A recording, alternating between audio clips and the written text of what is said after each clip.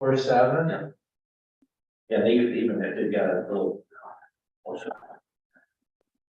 I really interested in that, so I'm not gonna get fiber to my home for 10 years. But they've got an app where basically I can look this up at any time.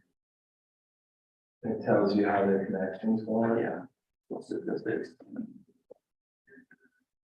This is basically, so, we have no signal for 12 seconds. And 2 seconds, this is the best one for us. 2 seconds of network issue. Really, the only thing about Starlink, so we have it also. You do, In because the- you've got a pretty heavily wooded lot. We're heavily wooded. Yeah, In the winter, spring, awesome. And This then time of year? Summer and this time of year, we have more legs than normal, but significantly less than any other internet we've ever had. So I actually put mine up on the roof. That's where ours is, right? Yeah, and we have about 4 trees that Grady needs to cut down to get it away from, Put it on the roof, we have it on the roof. and extend it above the roof, or just? We don't, no, it's up on the roof. But yeah, winter, spring, Yeah, I just went on my roof. I'm on a dormer, just looking over the trees, but Yeah. I'm curious stuff. I'm looking at it. Oh, I think that winter was better than that. Yeah, good service now, we need better. yeah, winter is phenomenal for us. Russ, what do you have for internet out by you? We got Spectrum. Alright, so Spectrum Jeff, if you want, How's you it can put it in working? that computer. It, Glitches, right? yeah, it really, I guess, it buffers a lot. yeah. I've I don't think called there's them, no parts left. I got the latest. I think greatest here. Equipment. I think that port's in there. And they tell you with their Yeah. box, they say. So go then, buy once something you else. open it, do you know how to share on They're here? wireless. So you'll Yeah, open it up. They said go buy, Actually, let go me buy open one it. from the store, because ours are junk. What they told me. Is that the You wanna one that use sends this one, right? it through your house? Okay, The cause router. the router sends it to all Yeah. devices. The modem, I mean, it was the router. They told me to go buy one. is it the rectangular thing Oh, or that. the air purifier? I thing? can never remember. The what it was. rectangular thing. Actually, we gotta get out of it. They So told you're me gonna go have to be the here store, to begin with, I mean, I've had it. And then 5 years, in it's a Zoom, junk. and I can So, come up and help you if I there's ever replaced, issues. replaced all my, Share I mean, Click, share three screen. times. Yep, Mhm. and then you're And gonna then, click what okay, you wanna share. We'll mail it to you, take the old stuff to the, but And then you you don't can have a UPS store here. Yeah. Like, I Yeah, guess. sure, yeah. They install my. And then when you're done, I just ask that you stop sharing so that it goes back to our screen. So that on YouTube, they Yeah, can see. yeah. And so to advance, we'll have a clicker, do I have to do? You have to do it from here. We don't have it. I get a start call, Is So, there a microphone that? I can speak it just steady buffers. perfect, thank you. Awesome.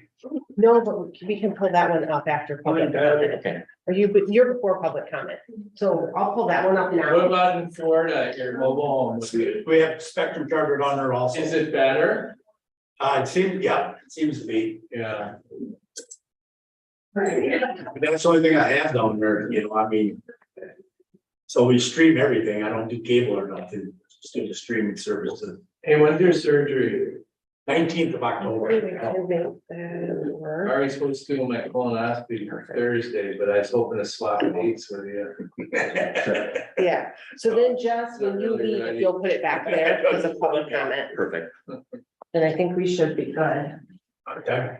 When my wife had hers, I was at a public safety meeting. I think you were there. I had to leave and go pick her up. Remember? Then I come back from the meeting. I was talking to Bob Almenkinder the other day, we were highway doing, I don't know, we're talking meeting dates, I go, well, we got that, buildings and grounds on the 6th, he goes, huh? He goes, was I there? I go, yeah, you were there. We specifically asked you, is it okay? So I don't know if she's under. Yeah, that's right, because we had to move it to the Friday, because I'll be at. the Yeah, convention. yeah, that's what I said. Doesn't he put nothing in his calendar? He usually does. Dan, it's looking good, man. Yeah. I was gonna snap a picture and send it to you, but I don't think you've seen it. That Keller Group, they're gonna do the remodel on the yacht club in Minocqua. Oh, really? Yeah, you been happy with them? Very happy. We were also gonna maybe, when the summer camp lost its lodge, they were gonna do it or they bid on it, but they didn't. Hey, Michael, Morning, morning. how are you? Good. Hey, Mike. The other day at Highway, you guys were talking about something that a meeting you could go to for some, I don't know if it was a grant money or something, it was like LLB or something. All right. Yeah. Okay. No rip. What is good? Road program. Local road improvement program. Is that something I should tell for children dog or? You should know. Oh, it's a webinar. I can tell you around, but Yeah, I know you probably. I did, but I don't think it's said it's county board, I saw more I did. Oh, you sent it to me? Yeah. It's I got complaining about them damn bears. So they did post it, the meeting itself last week, but they. I can't get one to come in easy. No, not this kind. Oh. This was just on Howard. Oh, I finally got it this year and I had them coming Yeah, in. no, that's if they were seeing a highway. Are you seeing wolves at all? Scott, how was vacation? Yeah. So my neighbor, 40 mile away, he's got 5 years around. We got a big deal that's been coming in. He sent it the last 3 nights. I'm out there by Hay Meadow, Okay. on the wayside behind there. Yeah, there's so many wolves there. I don't think, he lives he's like that, over the road across from, with bikes back in there. And he's like, pack, he's like, him on his damn road. You were just walking about. Raccoons, skunks. You have to get the chairs now. Very good. Well, that's. Pretty good. I need to really slow down. We'll have somebody, it's missing a chair. I'll grab some here. You'll start somebody there. Next week. Next week, yeah, I'll sign. Okay. That was something I think after that, all covers, I think. Got a question for you. Okay, I'm gonna make it like that. We're gonna have a meeting. We'll see, I can't complain. Yeah, Tina, and I think. I'll have another one for chat. Thank you. I have till October 10th. Because I have that date, so I got it first each year, so I can go over it later. And then the broadband committee, are you holding off on that? Yep, till next month. Okay.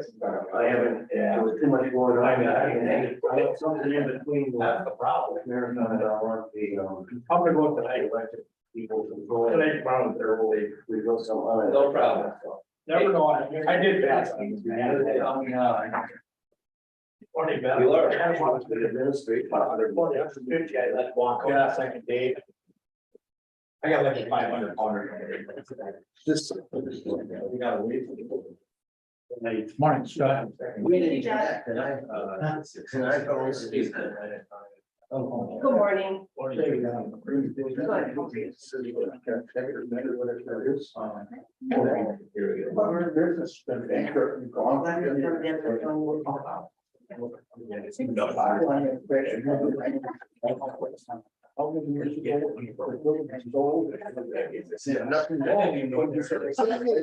Question. Should have said that. I should have said that. No, I should have thought about it.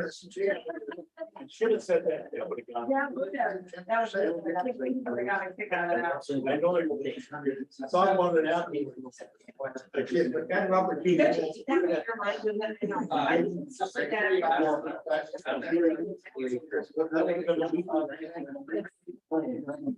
And like, see, clear strike. You don't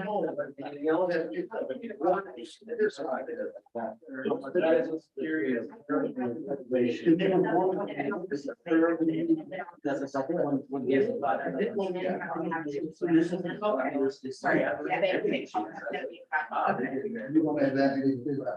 I don't know. You got Rocky Ridge. I will ask you. I'm sure you're right. Yeah. There's no. I think the business is getting water. Yeah, no, look at you, you're getting along real well, and I'm getting. You need to start. I'm good. I was actually still working off that last break. This is one that's only got 6 there. We got. My eyes. I'm doing the best I can. Oh, Tracy, Transit told me there was a contract I needed to sign. Yeah, you need to sign it too. Hey, Scott does. It's down in my office. Your name's not on it. They didn't tell me, but I did see when I was looking through it. I'm like, what is saying it's on here too? If you go down, just tell them that you need to sign it. It's the only thing that's down there. Okay, I got an email from that Barb saying either use. Just push it. Sorry, buddy, how are you? Was it the Packer game? Oh, hey, your daughter-in-law is a pretty good picker. I think I might just give her my money. Sounds good. Your check. Oh, it's gone.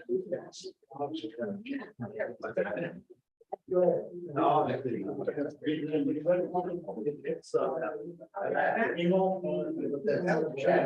Okay. Yeah.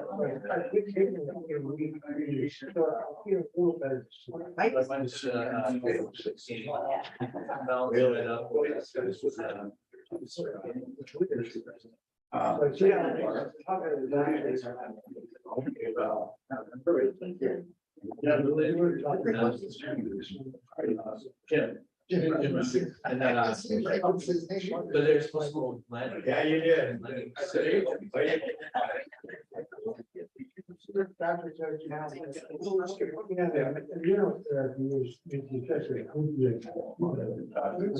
Oh, they doing all 1 2 week. You can push me in that. We got a lot of soft tissue there that's flexible. Are you gonna be selling tickets for UTVs this weekend or right here? Yeah.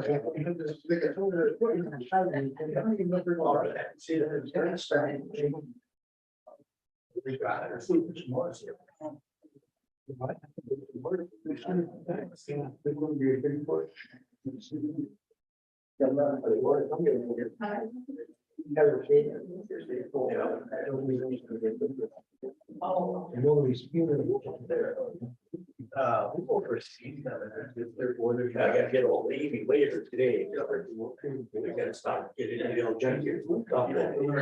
And now just. Chicken. Oh, yeah. Send they do this. I walked in there one day. Another stuff.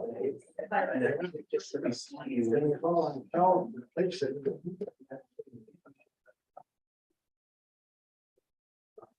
He got stuff. Didn't want to throw nothing away. It's so sorry. It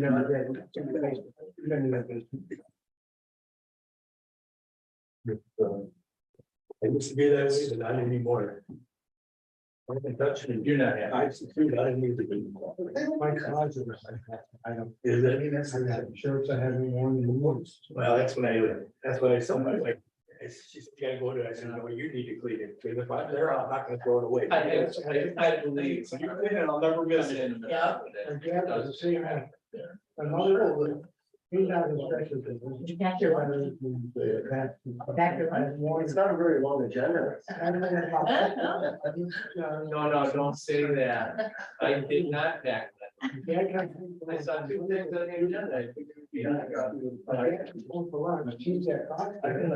Yeah, I think it does. That's the way I am, so don't like, you just clean it. It's in that big, I don't. And I got dressers Oh, sure. Yeah. No, you're not. I have the money. Shirts and clothes. You know? Half a dozen at all. It's. We even have to see. I'm doing this for all the years. I got a storage unit out on Bacon. Yeah. So here we go. I'm right in between Tammany and Cambridge. Okay. Must be nice to see. Told Carol and Dad.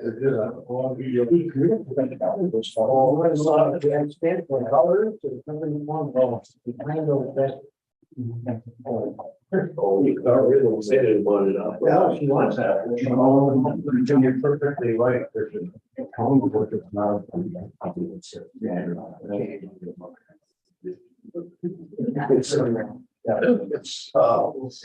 It's a catch. No,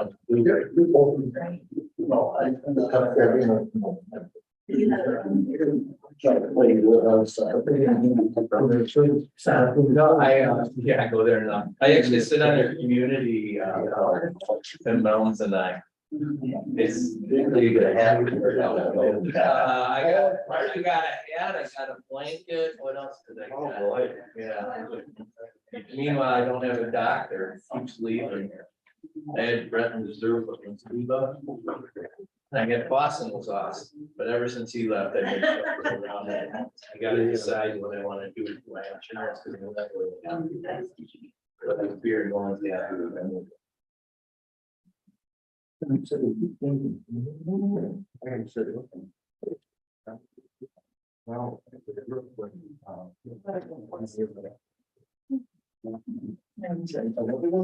Yeah, so this one was from. Oh, it's funny, I just.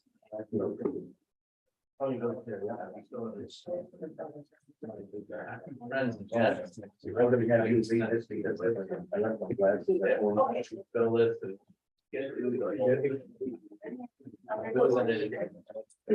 Yeah. yes.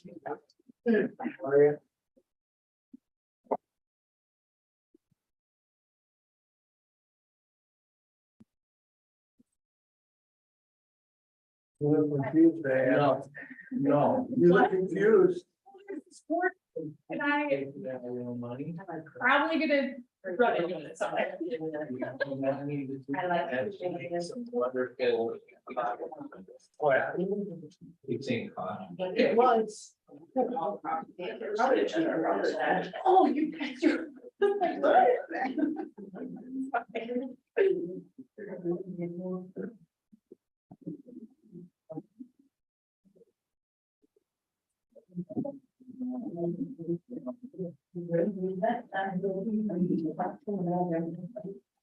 Good morning.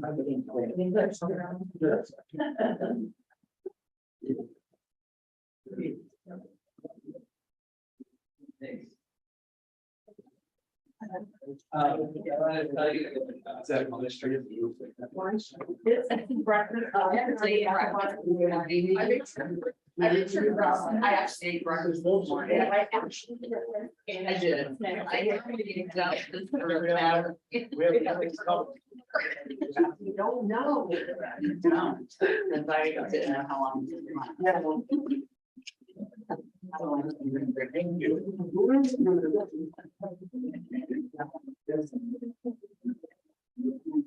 Favorite hobby. Right, I'm still doing it there. I love them every day.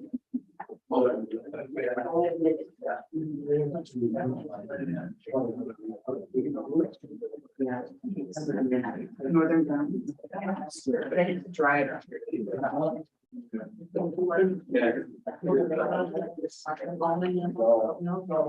got one here on my door, I got sick, really cool. Finishing into that pocket. Well, yeah, yeah, I always, yeah. No.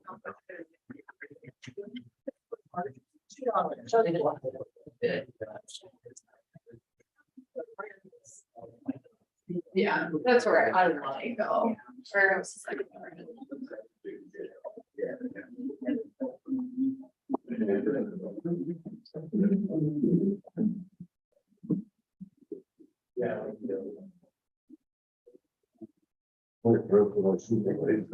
Oh, yeah.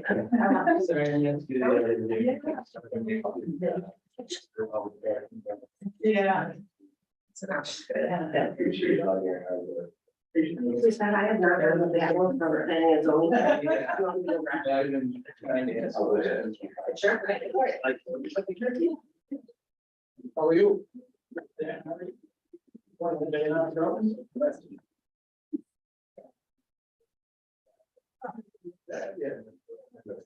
We're.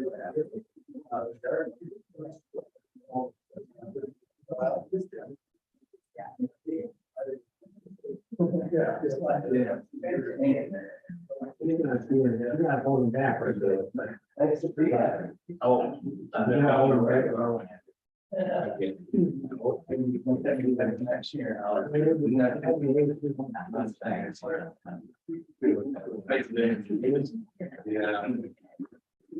Others being,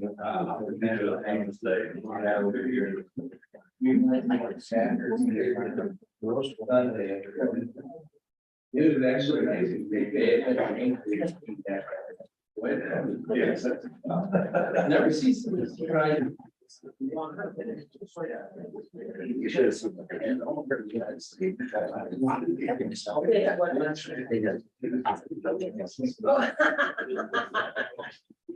Oh, that's funny. Then you're ready.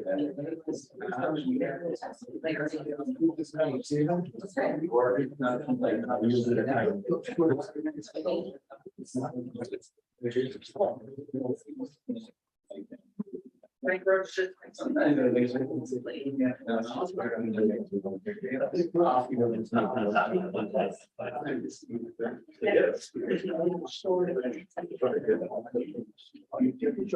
That could be.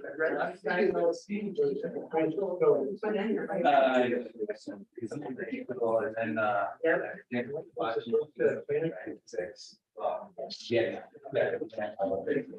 I thought I had it all there, water everywhere. Thought I had it, water everywhere. Something like. I don't.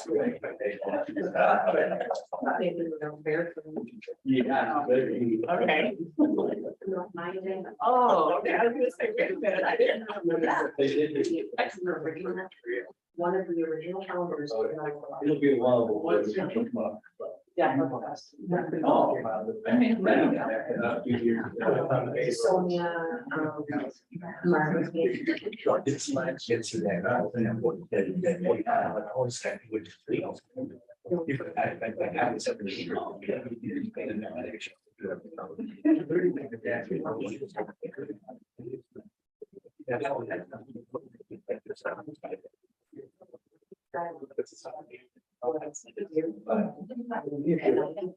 Oh, come on. We got pictures of that. I won't be there. Buddy. I will be there. There was a picture of one of these from years ago. Yes, that's. Oh, that's an island feed. Wow. Oh, come on. That's pretty cool. Oh my gosh. If you've ever.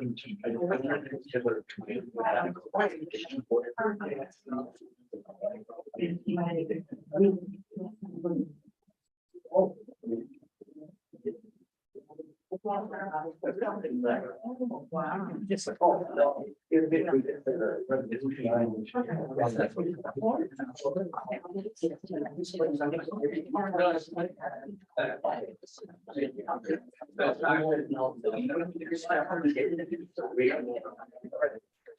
It ran new, $100 and it was like $2,000.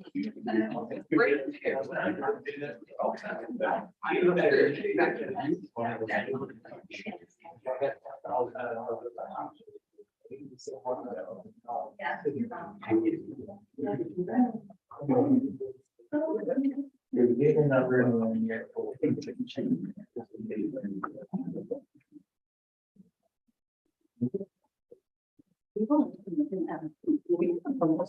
But I have that in. I mean.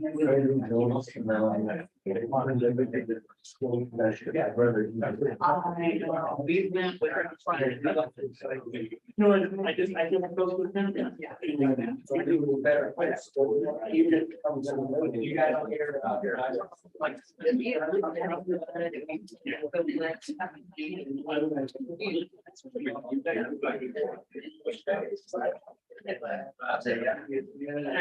Oh, yeah.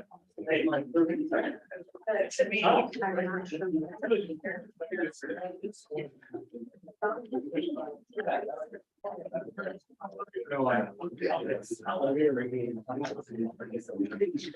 Yeah.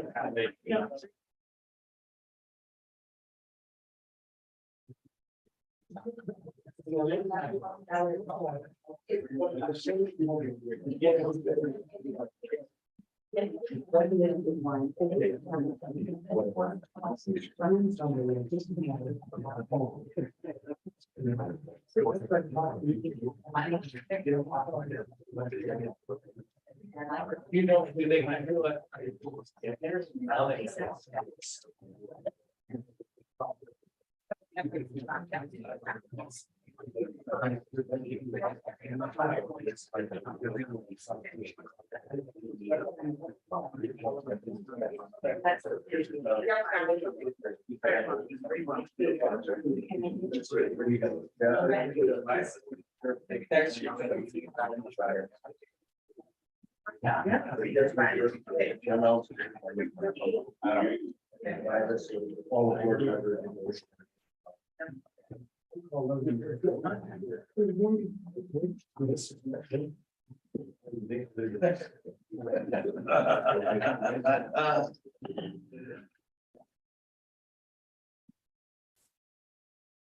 We were in here, what meeting and they were working out. Oh, sorry. We luckily downstairs. If we have a good one. It was really fun. After I set that up, I thought, I don't think you know, the meeting got changed. Thank God for Tracy.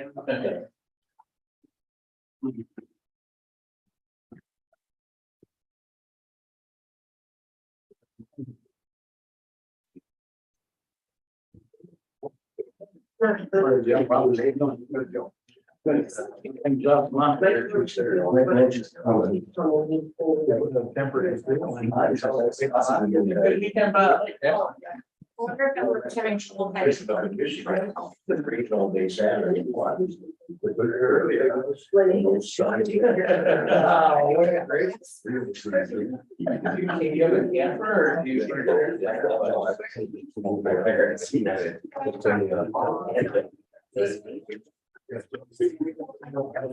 Hi.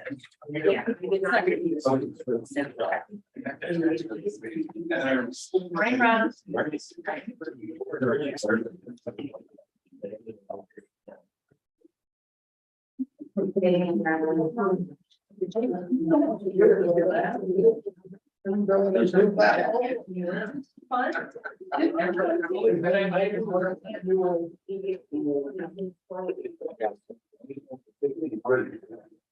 I was gonna find it. Gosh, they need bread on it. So I got this. So that was exactly what I did.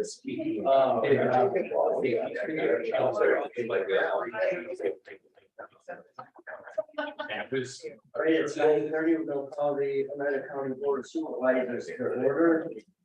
There'll be a brief moment of silence for our troops, law enforcement officers, and emergency responders, followed by a prayer and the Pledge of Allegiance. Is there any supervisor who wishes to make a prayer? Jim, you'll be allowed.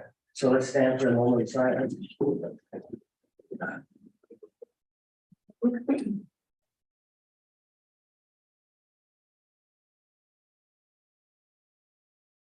Okay, Jim. Dear Heavenly Father, we come before you asking for wisdom and discernment as we make decisions that affect people in our county. We pray for safety for our law enforcement, our firefighters, our emergency care workers, and our troops. And we ask this in Jesus' name. Amen. Amen.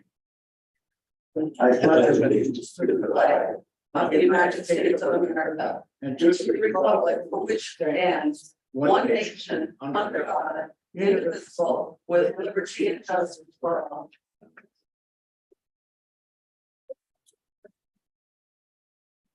The clerk will call the roll at this time. Showalter, Present. Kelly, Morning, good morning, Newman. Good morning, Tracy. Good morning, Schreier, Here.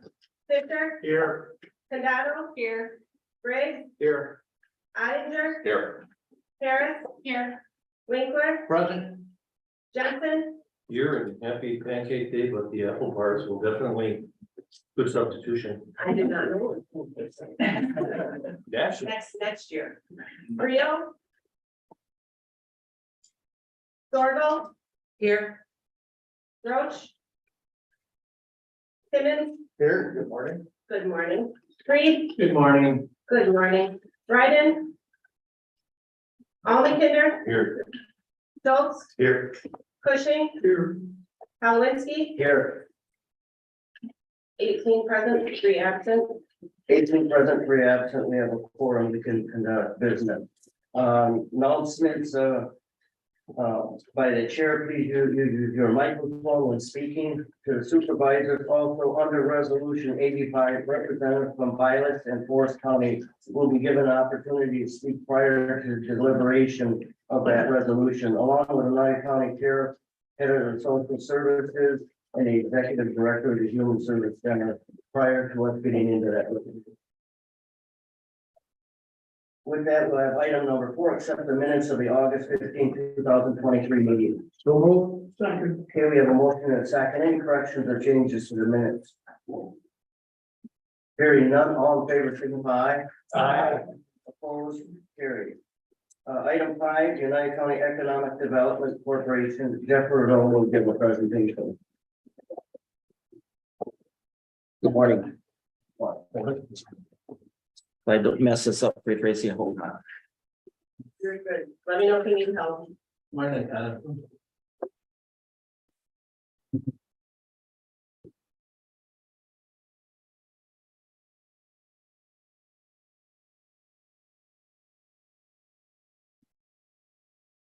Okay, I'm Jeffrey Dorn, Executive Director for United County Economic Development Corporation. And I apologize to those who maybe got to look at my back in my head. Chairman Holowinski asked me a while back to make a presentation to the full county board. We typically only work with the administrative committee, and there's a number of new supervisors that may not know all of the work that we do. We've been around for 37 years, and really the only organization in Oneida County that focuses strictly on economic development for Oneida County. Can they hear in the back of the lane? Is it coming through? Okay, yeah. So how do I advance? I think you hit the space bar. Space bar? Yeah, I'll use the mouse. Okay, so who is OCEDC? First of all, we're a nonprofit organization. We're both a 501c3 and C6, which gives us a lot of tools to be able to do the work that we do. We're not a government organization in any way, shape, or form. However, we do receive about 80% of our funding through units of local government, primarily the Oneida County Board in the city of Rhineland, the city of Minocqua, and also Three Lakes. We do get some of our funding from private business and from grants that we apply for on an annual basis. We do have a long track record of success. And the way I would kind of describe what we do is we focus on just reducing complexity for difficult transactions. And then also we match resources with needs, where I'm always scanning the horizon for what's out there that I can provide our businesses in Oneida County. We do also return way more in revenue than what we receive in terms of our budget. So what is economic development? If you ask 20 people, you're going to get 20 different results. So our view is we take advantage of opportunities that stimulate our local economy, thereby improving the standard of living for all. We focus not just on business, but it's infrastructure. It's really about the lives of the people in that economy. This can be traditional jobs, wages, and tax base, which normally people think about. But also you look at quality of life type issues like housing and childcare and other quality of life improvements. We work in all of those areas. So some examples of what we and our partners have accomplished over the years. So broadband, that's really been on the front burner here the last couple of years. We were essentially the co-author of the broadband project that was just approved here in Oneida County this summer. And if you look at why this is important, obviously COVID showed just how important it is to be able to reach our rural areas because people couldn't move. And then you think about also the people, we have over half the homes in Oneida County are second homes. People can work from those homes if they have internet access, and we can get more time for those folks using infrastructure that's already in place, not having to worry about building more. We also look at this, the project that's approved as a kind of a stepping stone to additional grants, the B grant in particular next year, which could add another $20 million of infrastructure and broadband to Oneida County. You've seen this map. These are the areas that we're going, and we just started the engineering, or Bug Tussle did. We are providing input in terms of what to do with the additional funds that were authorized. And we have a very, very good list, and I'm really looking forward to getting this going.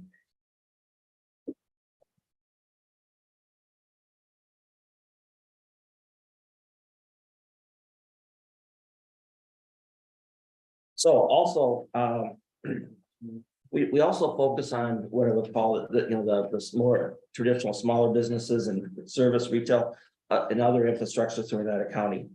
Our biggest impact here is helping with introductions, letting people meet the folks that have to issue permits, as an example. We work on financing. We've got a number of financing tools, from My Loan Fund going from $5,000 all the way up to CWED, which we're a partner with, a member community or member county that we just were able to achieve a couple of years ago, that can go up to $5 million in loans. And the whole spread in between. Also, one of the things that we do is we make sure we don't get in the way of our commercial lenders. We're the second choice. We always focus on our commercial lenders first and make sure that, okay, if there's gaps, that's where we fill. We've been very successful in doing that. The other thing is that we work on very hard, and this is one of the things that I keep in front of us, is business retention and expansion. And that could be from small business to large business. We've got a long history of helping businesses, and I put a history document, a Word document on your table, hard copy that you can take with you, that lists really all the projects we worked on in our 37-year history, and it's been a lot. I'll call out a couple. The Print Pack Alstrom is a great story of things that's happened over time. Going back to 2014, we were instrumental in allowing Print Pack to get their $35 million expansion project over on Highway 17 complete. We actually bought the land for them and were able to make that transaction happen. That kept Print Pack in our area. They could have easily moved. They're a national company. They could have moved anywhere. One of the things that it left, though, was, okay, a potentially blighted building on Kemp Street that they vacated. I was working as VP of operations for Xperia at the time, and worked with OCEDC to move Alstrom into that building. I'll talk about that a little bit later. But in both cases, we created critical partnerships with the county board, with all of the other organizations that are required to make it happen. We eliminated a lot of complexity. And I think most importantly, we matched resources that were available with the business needs and facilitated action. Things got done. And really, it's created a tremendous value to our community and long-term value. Over the last 18 months, we received a grant from the Small Business Administration and partnered with Nick Lake College to reach out to our small businesses. This is an area that was a gap area. We've been able to reach out to, we're over 800 businesses now, where we've actually provided assistance directly to 92 small businesses. Some of those were grants. The Mounts Back grant is an example. But again, things like writing a business plan so they can get a loan. That's something that's foreign to a lot of small businesses, helping them learn how to use QuickBooks or providing access to folks so they can keep their business going and they can expand their business. Succession planning is a huge issue for our small businesses in Oneida County. There's a lot of aged businesses that want to find a way to either sell their business, transfer it to their kids, transfer it to their employees, and we're getting very active in that as well. And you look at that, where businesses that we've assisted, it's not just Rhinelander that we get accused of on occasion. It's really, Rhinelanders are our center of our county, but we reach out to all areas of our county. You can see kind of a little bit of how that breaks down. And this was data from about a year ago. I need to update it. Also, if I could go back, we were hosting an event at the Pines Event Center on the west side of Rhinelander on October 5th in the afternoon.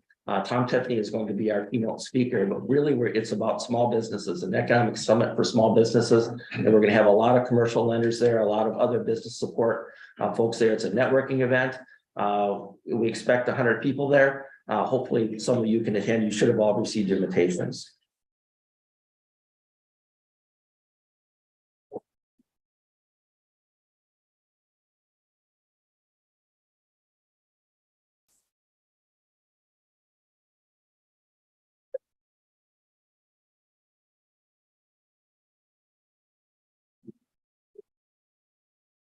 So I mentioned revolving loan funds that we have access to, and going back from our history perspective. We have the CDBG loan fund, $770,000 that was brought to the county many years ago. And we were able to use that money along with our revolving loan fund over the course of this 37 years have made over $2 million worth of loans to small businesses in our area. And you can see the list of folks that we've loaned to. These have all paid these loans back.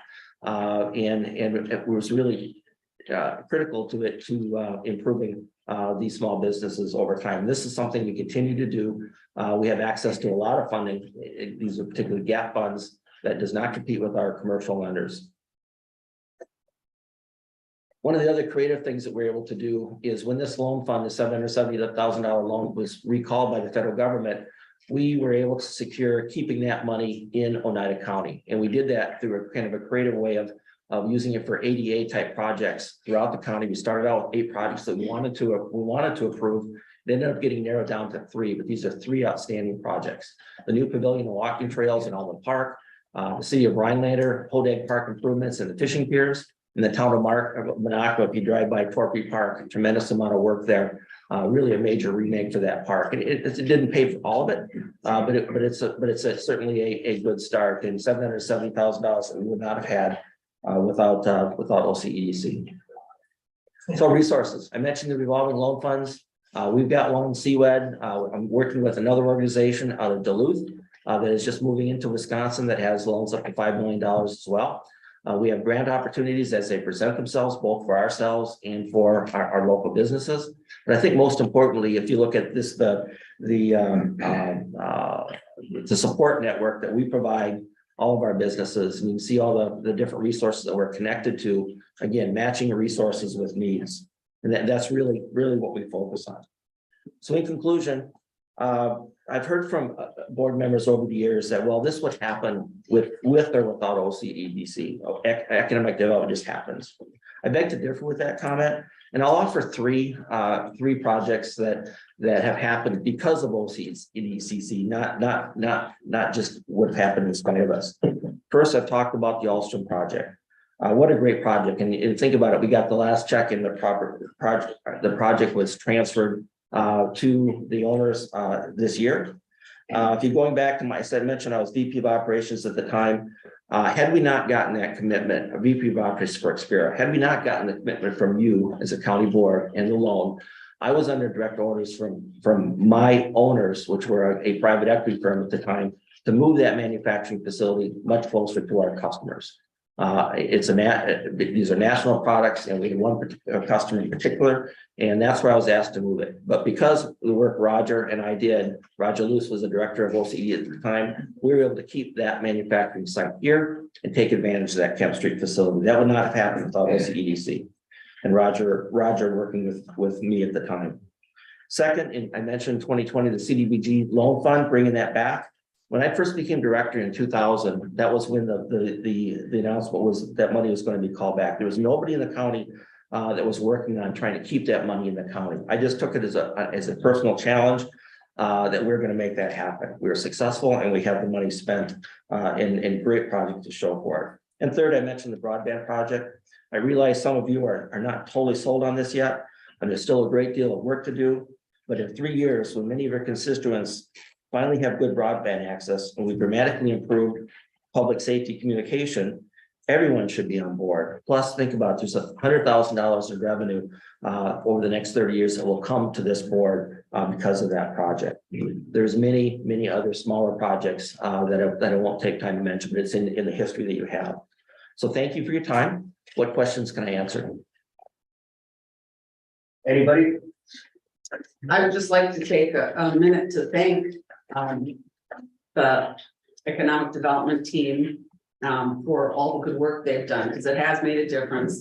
And in Three Lakes, we've been the beneficiary of a lot of time to help us look at small businesses, to help us look at replacing our hotel, and to help us look at grants and loans. So appreciate your help. Thank you. Any other? I'm going to remove this tripping hazard. Thanks, Jeff. Any other comments or questions for Jeff? Thank you very much. Thanks for the presentation, Jeff. Thanks, Jeff. Okay, public comment. At this time, you're allowed up to 3 minutes. I will give you a warning at 30 seconds to the end of the 3 minutes, and we will stop you at 3 minutes. You give your name and your address. So let's start on the left side. Is there anybody on the left side who would like to give a public comment?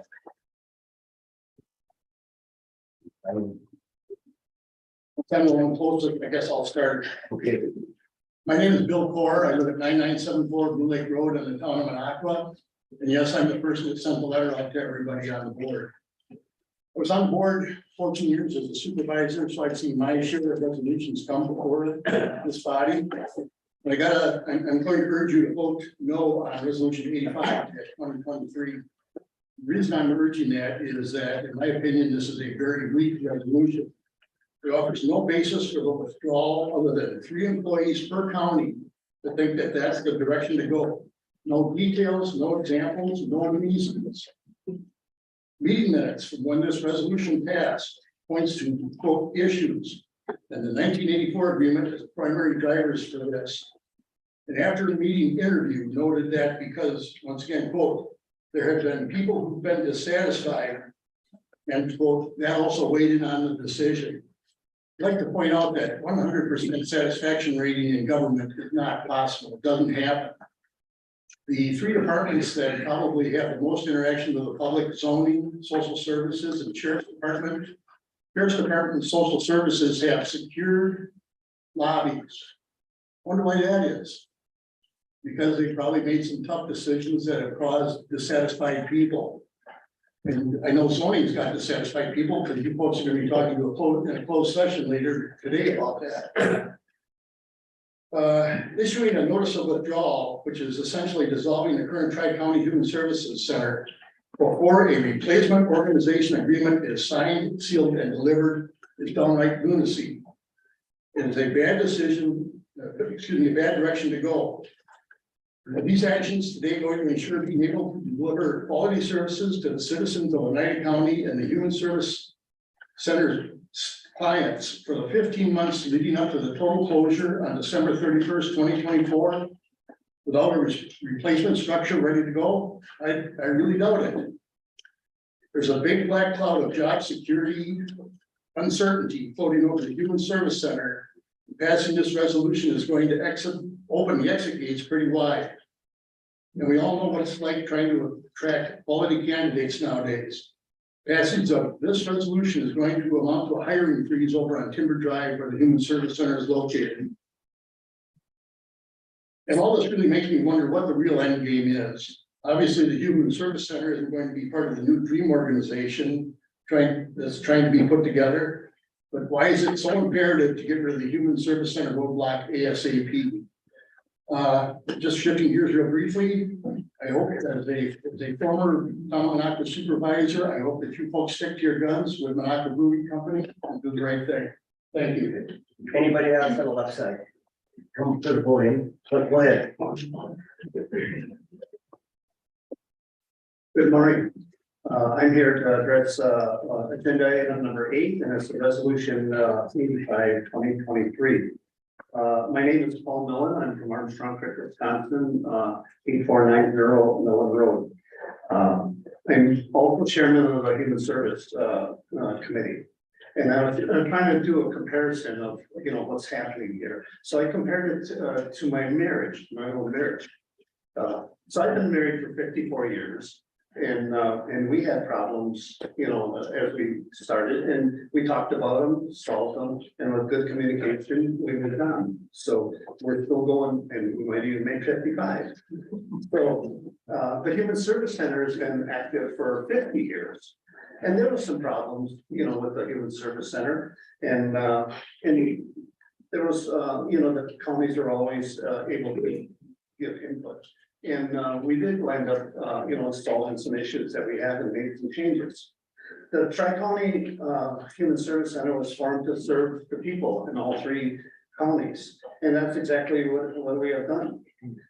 We have a great administrative staff and 55 employees that we do have that serve the counties, are doing a great job. And they wind up, serving everybody, equally. So I didn't give up on my marriage when we had some problems. And we shouldn't give up on the Human Service Center either. Working on the current agreement that we have that's been here for 40 years, you know, needs to be addressed. There's no doubt about that. And I think we have enough intelligent people here that we can do that and make the agreement work for everybody. So let's come up with a solution and not give up on what we have. That we keep working for the people in the Tri-County area. Thank you.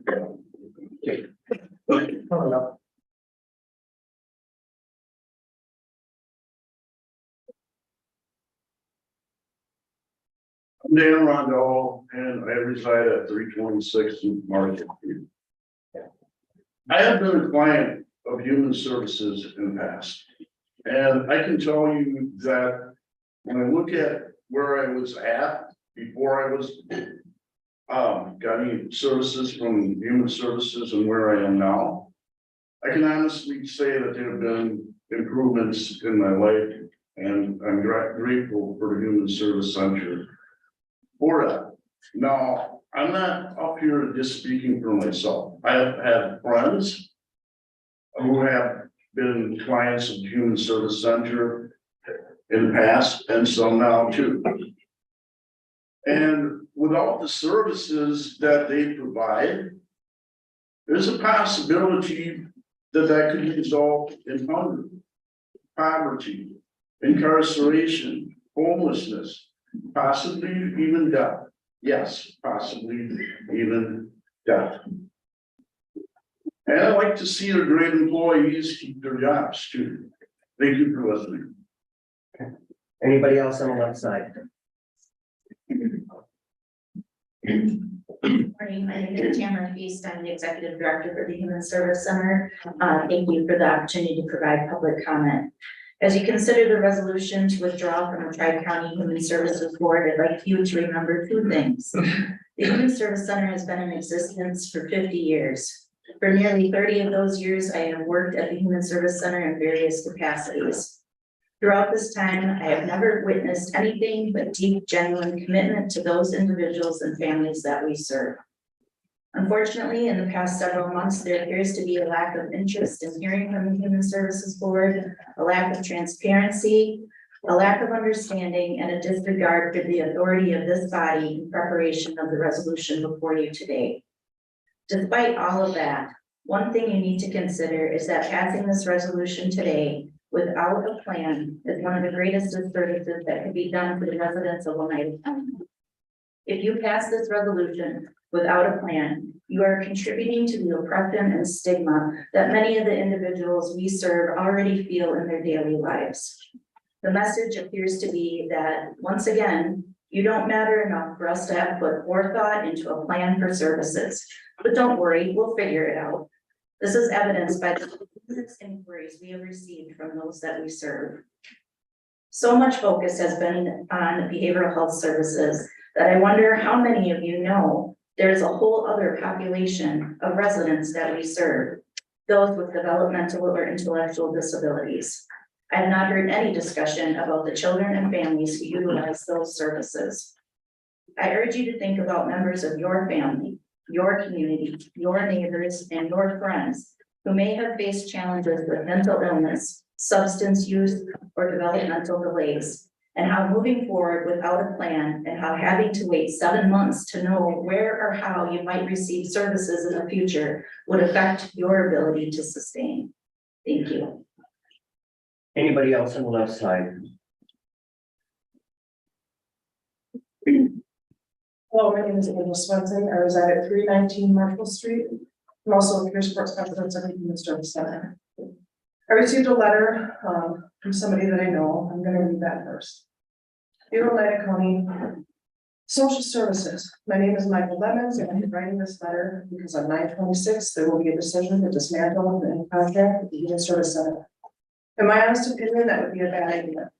I will explain why the Human Service Center has helped an incredible amount of people in the community. If it wasn't for the Human Service Center, I would still be running around the Northwoods pushing toxic substances to the great people of the Northwoods. But now I'm over 2 years sober. I work for a sober living establishment called Greater Hayward House of Hope. I get to help people with their own recovery. Everything I've accomplished is because I started at the Human Service Center. Thank you very much from Michael Lemons. I want to speak on a professional level, but more so I want to speak on a personal level, because my life was saved from the Human Service Center. And if it wasn't for them, I probably wouldn't be alive today, nor would I have my children. They got me into treatment and now I get to work next to the woman who got me there. I see every day people struggle on the inside and the outside. And I feel that dismantling the Human Service Center will cause chaos in the addiction world even more so than it already is. I owe my life to the Human Service Center, and I know a lot of other people do too. Please consider this when you make your decision. Full contract for the Human Service Center. Thank you. Okay, anybody on the left side, anybody else? Come on up. Good morning. My name is Keith Hazelton, reside at 5628 Wood Park Drive at Rhinelander. I've been a Ramona County resident for 14 years. I'm all here as a citizen and also the finance director at the Human Service Center. I'm here to speak about the resolution to withdraw from the Tri-County Human Service Board. There's been so much misinformation on this topic. It's ridiculous, and frankly, it's impossible to scratch the surface in a public comment. So what I'm asking you to consider here today are the circumstances that have led to this point. First, these discussions and committee meetings, some of which have been behind closed doors, have all excluded the Human Service Center. That should be your first indication that this isn't about making progress like some people lead you to believe. Next, we keep hearing vague claims that social services, the sheriff, and corporate counsel aren't satisfied, therefore we must make a change. Just like those offices, HSC doesn't exist to make people happy. As you have seen today, there's a lot of benefits that we offer, but specifically, we exist to carry out specific statutory mandates. And sometimes the answer people want isn't possible for legal reasons, so people won't be satisfied. But that doesn't mean that HSC isn't carrying out these responsibilities or isn't a good partner with each of these other agencies. HSC operates with significant oversight. Just this year, the state recertified 3 of our programs with no findings, the highest possible rating, including the crisis program that the Sheriff's Office has so many issues with. Oneida County has 6 members on the Human Service Center's board. If any of these department heads really wanted to change, they could have been at any time reached out to those members and lobbied for changes to occur. All it would take is one simple motion at the HSC board to make those changes. After all, staff answers to the board, not the other way around, right? But did they do that? No. They went to their own committees, which have no knowledge of the statutes that HSC must abide by, because they knew their claims would fall flat if they were aired in a forum that allowed them to be questioned. Those committees passed a resolution to dismantle an organization with a $15 million annual budget that served over 3,700 Tri-County residents last year, that only relies on Oneida County for 8% of its funding. They did this without any plan of how these mandated services would be delivered, without any fiscal impact statement, without any feasibility study. But don't worry, the plan will be developed by people with no education, training, or experience in these fields, and the outcome will be better than what we have now. What could go wrong? Finally, I want to be very clear about what the resolution is and is not. This resolution will not simply force the drafting of a new joint agreement. Read it. The resolution specifically gives notice to withdraw from the current agreement effective 12/31/24. If all that's desired is a new joint agreement and a timeline to make that happen, I fully support that. HFT has been lobbying for that for board chairs for years. But adopting a resolution to withdraw from Tri-County agreement with no plan and no understanding of the magnitude of that decision is not what the citizens or the taxpayers or Your 3 minutes are up. Anybody else on the left side?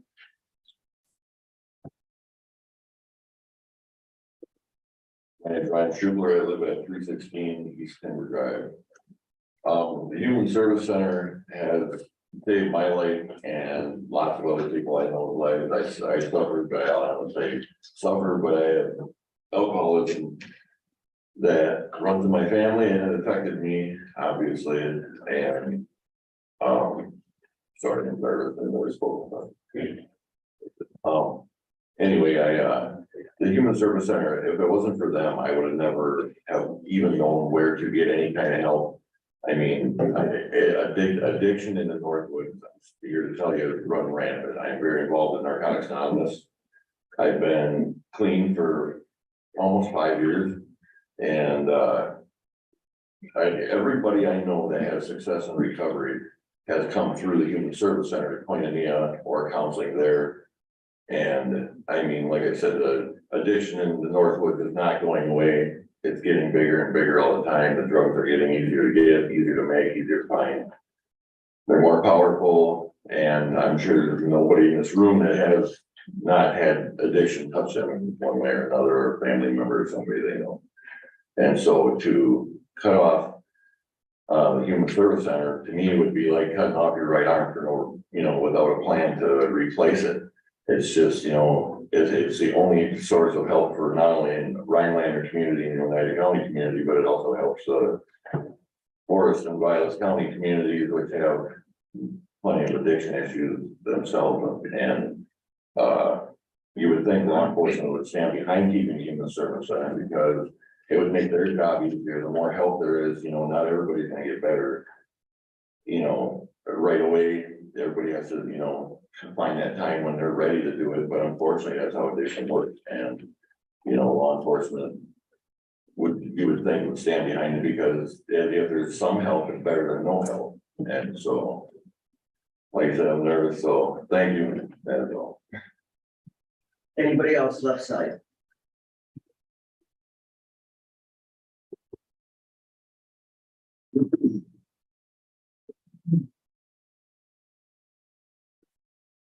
Good morning, my name is Trinice Price. I live at 822 Eagle Street, Rhinelander, Wisconsin. Last year I moved here from Marinette, Wisconsin. And because of the Human Service Center, I was able to seek AODA treatment continuing from where I came from. And yes, I am an addict and I was born this way. And because of the counseling I received, I was able to continue on recovering. Along with the services of the peer support specialist, I was able to navigate many hard trials in my life, like having to be hospitalized for 73 days, going through 18 different operations because I have lupus. Having to battle some of the things I have to deal with on a daily basis without the support system of the Human Service Center, I don't think I'd be here today. I'd probably crumble without the support system I have. On top of it, I'm also a Nicolay College student in the Human Service Center, the Human Service field, dual studying as a social worker and substance abuse counselor. Because having the support system, I've been able to help make the right choices in my life, help give back to the community. Without the Human Service Center, where will me and my classmates have a job? Where will we be able to help our peers in this community have the same chance of recovering from abuse, sexual abuse, drug addiction, alcohol abuse? How about psychiatric problems? I don't know about you, but living up here in the Northwoods, coming from the lower part of Wisconsin originally, I'm appalled at how many services is lacking. And yet to dismantle and make it even harder for people in this community to have resources to help recover?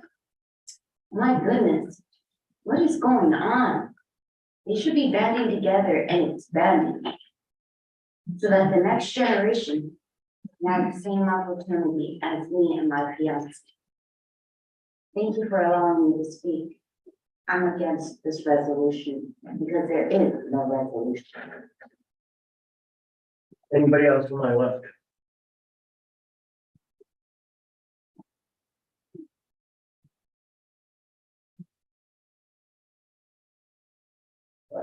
Hi, my name is Maggie Peterson. I'm a citizen member from Vilas County that served on the Human Service Center board for about 15 years. And I'd just like to share some thoughts on the resolution that we've all been discussing this morning. A lot of what I had planned to say, other people have covered. So I just want to note that during my time on the Human Service Center board, we have had multiple studies done and all have indicated that it is in all three counties' best interest to keep the tri-county resolution due to the shared risk pool that it creates. And it helps make sure that services are available, the right professionals are in place, and the risk to counties is limited by those shared services. I also think that voting for this resolution is premature. A feasibility study and plan for the transition and implementation of services ongoing for the people. I was a special ed director, so sorry for the students. Who are super vulnerable across very rural areas is gonna and are gonna require mandated services actually place a greater risk on all three counties. As I said, I was the director of special education for more than 20 years in both Vilas County and a school district and in Oneida County. I worked closely with many children and families that were served by programs that were provided by the Human Service Center. And those programs were integral to success and helped avoid out-of-home placements and long-term hospitalizations in many instances.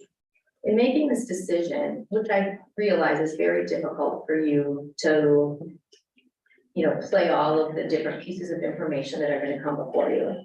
I ask that you ask critical questions of all of the information that's presented to you. And I ask for an independent evaluation by a consultant that is knowledgeable about the human services field.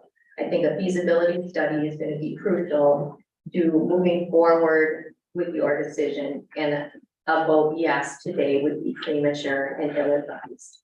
Thank you for the time and your consideration. Anybody else on my left? Public comment?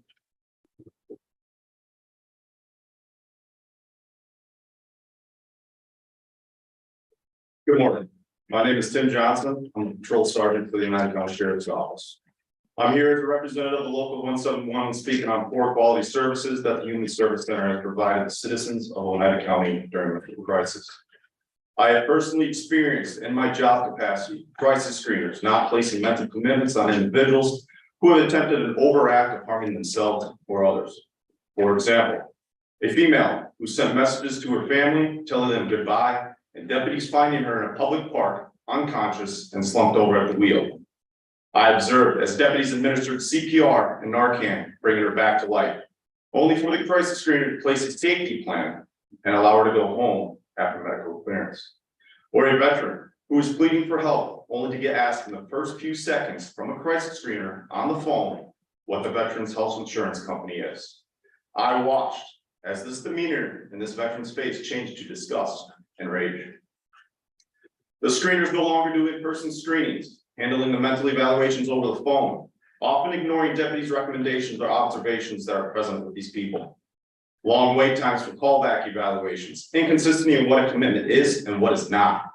Refusal to do an evaluation because the individual is under the influence, even though an act of self-harm was attempted or planned. Safety plans and the decisions not to place individuals on mental commitment have become a norm. And in some cases, deputies return to the residence a short time later, only to find the situation has gotten worse. This creates officer safety issues for law enforcement because the individual's crisis state has deteriorated. An example of this occurred recently, and a deputy was bitten after responding back to the scene. Another recent example was when an individual reported themselves as being suicidal. A safety plan was put in place, and weeks later, this person, while in a public place, within feet of other people, placed a loaded shotgun in their mouth and took their own life. These are just a few of many issues that the Human Service Center has displayed on a regular basis. And the citizens of Oneida County deserve a better quality of service than what is currently being provided. Thank you. Anybody else on my left side? Public comment?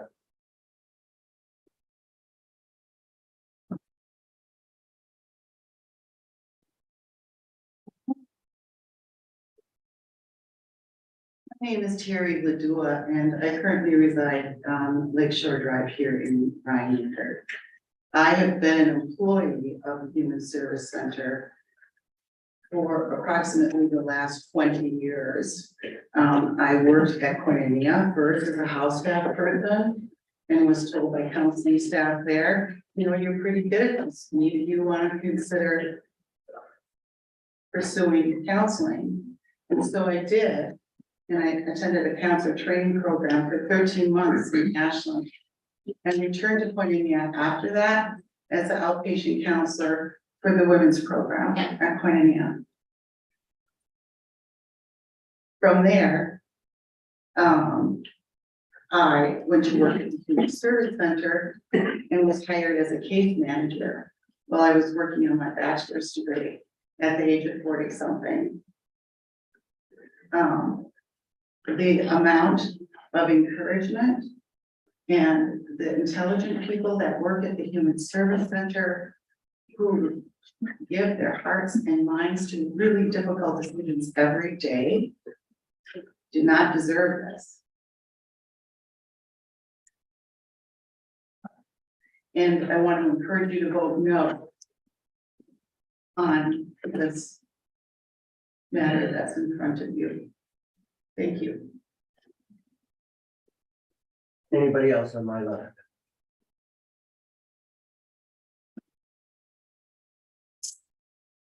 Good morning. Mr. Chairman, I was wondering if I could request permission to make my public comment when we are directly ahead of the Human Service Center resolution so that I can gather more information. No other law, Pam, to speak during that period of time, you can give your public comment at this time. Thank you. With all the speculation that's going on regarding what's next and where these have come from, these requests and complaints, it makes it suspicious of the two departments, the United County Sheriff's Department and Social Services. HowardVMS.com has the following to say about getting law enforcement involved in mental health situations. Some individuals may have difficulty responding to directions, and officers may interpret these actions as defiance or resisting arrest. Things can escalate quickly. Studies show that people with mental illness are 16 times more likely to be killed by police than other suspects. According to the Washington Post, 1/4 of police shootings in 2015 involved people, quote, in the throes of emotional or mental crisis. This and other similar reports have prompted renewed discussions about policing the mentally ill. As you, the decision-making entities, as well as individuals, are you willing to be held accountable and take responsibility if this type of situation occurs in Oneida County due to the dissolution of the Tri-County Board? We are in the midst of a nation in mental health crisis with a shortage of mental health providers. The Human Service Center has been successfully handling these types of issues for over 50 years, 40 of which have been in a partnership with the other two counties. Why would we want to sever these ties?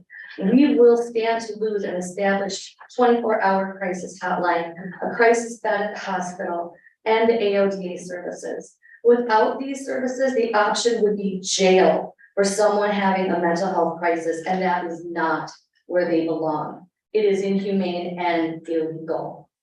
If a person were sent to Wausau, would Oneida County now be responsible for paying those bills, including transportation, that right now 3 counties share? It doesn't make sense. Instead of focusing on dissolving the partnership between the counties, we should be working together to address issues and focus on bringing more mental health professionals and AODA professionals to our area. This is like tearing your house down because you want something different, but now you don't have a place to live.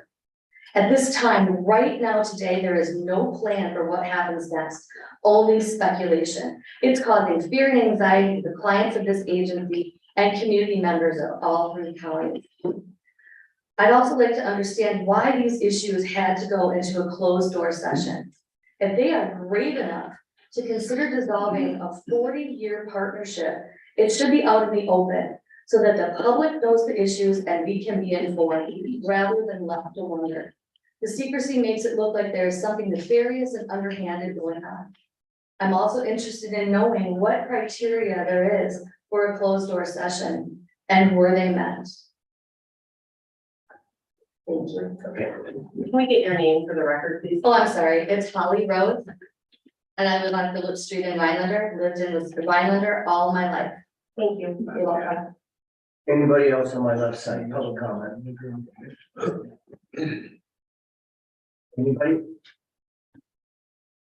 Right on my right side, anybody, public comment?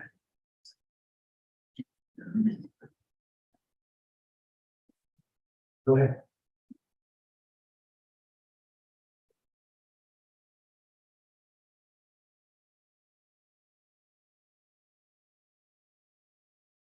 My name is Pearl Fessenden. I live at 106 East Anderson Street here in Rhinelander, Wisconsin. I'm a disabled vet and a proud mother of 2 kids with autism. Some of you know me, but all of you will remember me when I am done speaking.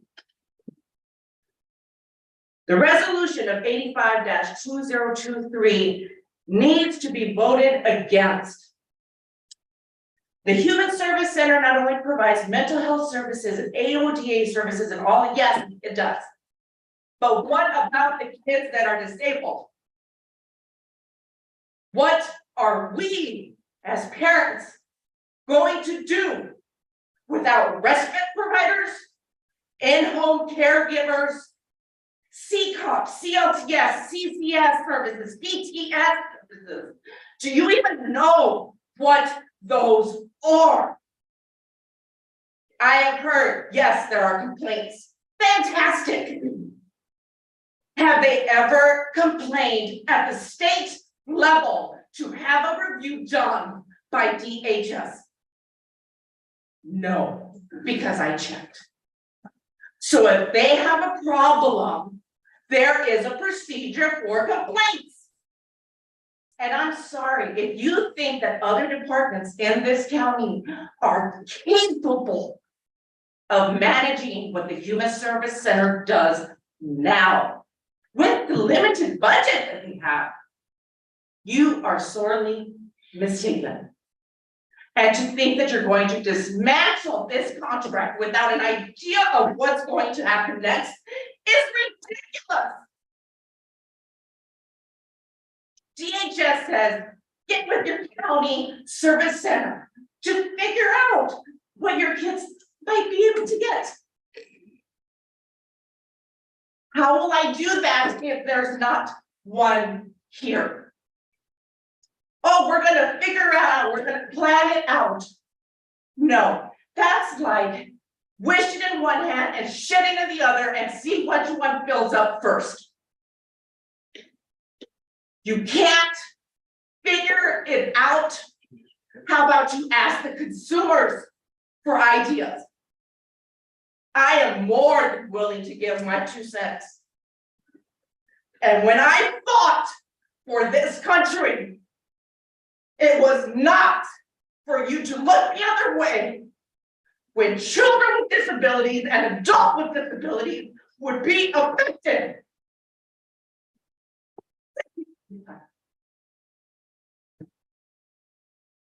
Anybody else, public comment on my right side?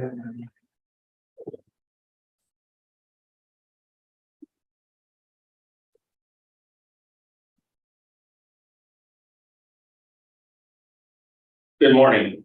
My name is Tyler Young, 1420 9th Avenue, Anago. And I've had the privilege of working for United County Sheriff's Office since 1995. During my tenure with this agency, I held many different roles. I'm currently assigned to the patrol captain for the Sheriff's Office. In my tenure working as an employee of Oneida County, I have come to realize, appreciate, and be proud of the high expectation of service provided to your constituents, the people we serve. In the 28 years that I have served Oneida County, I have had the opportunity to work with other agencies such as Forest, Vilas County, and our tribal partners. There's always a common goal, and that is to provide the best service and care for our community and members of your constituents. These agencies and other entities within Oneida County take a great deal of pride in this. But it's very difficult to say that we are giving the best service that we can to people in crisis. I sincerely respect the decision that is imposed upon you today. However, we all know this topic is not new. This has been a controversial topic since I've been your employee. Examples of specific failures have been provided, which demonstrate the lack of service which is contrary to the level of service I would expect to provide to your and my neighbors as a servant of this community. There's a total lack of accountability in this area. In addition to myself, I have attempted to bring the partners I work with to speak in front of the Human Service Board to voice their concerns regarding the lack of service our community is receiving in these circumstances. Neither myself nor any of my fellow representatives from their respective agencies from within our county and outside our county were allowed to speak. The Human Service Center has said they do not answer to us being the consumer of the vendor that we are contracted to with our tribal partners, Oneida, Vilas, and Forest counties. They've openly stated they answer to a board, the same board who refused to hear our grievances. I remind you that these grievances are not new. You have received previous documentation which highlight these failures. I'm coming here to tell you that as nearly 30-year servant of your community, which you have agreed to promote into my current position, that I'm disgusted and ashamed that I, in addition to my deputies, have to hand someone in a point of crisis off to someone on the phone. If the service you strive to provide your constituents is a phone call, there's a national 988 number you can use in these instances of that available to everyone in our society, which is basically what the Human Service Center is providing. Our county, the counties we work with, and our tribal partners deserve better service than a phone call when somebody is experiencing a mental health crisis. I understand this is not an easy or an expensive route. However, cost should not dictate the high expectation of service. Tyler, your 3 minutes are up. Thank you. Anybody else on my right? Public comment. Good morning, everybody. My name is Chelsea Camp. I'm assistant borough counsel for Forest County. I'll keep it brief today. You'll be hearing a lot of information. I'm just letting you know that we are in favor of resolution 85. We would like to see the withdrawal from the service center. You'll be hearing lots of concerns, but I won't waste your time reiterating those. The only other thing I'll let you know is that we do have 2 tribes in our county, Sicagam Lake and Forest County Potawatomi. And I can let you know for quite a few years now, I've had to have meetings with both tribes regarding services and concerns that we've had with Human Service Center. In fact, last night I had an hour meeting with one of the tribes in regards to concerns with the commitment that an individual is under. So I know they also have concerns. They weren't able to be here today, but I thought I'd let you know of those concerns. I believe our Department of Social Services Director has also reviewed a letter in your packet. And again, just indicating that we also have a lot of concerns for Human Service Center. Thank you. Anybody, any other public comment on my right side?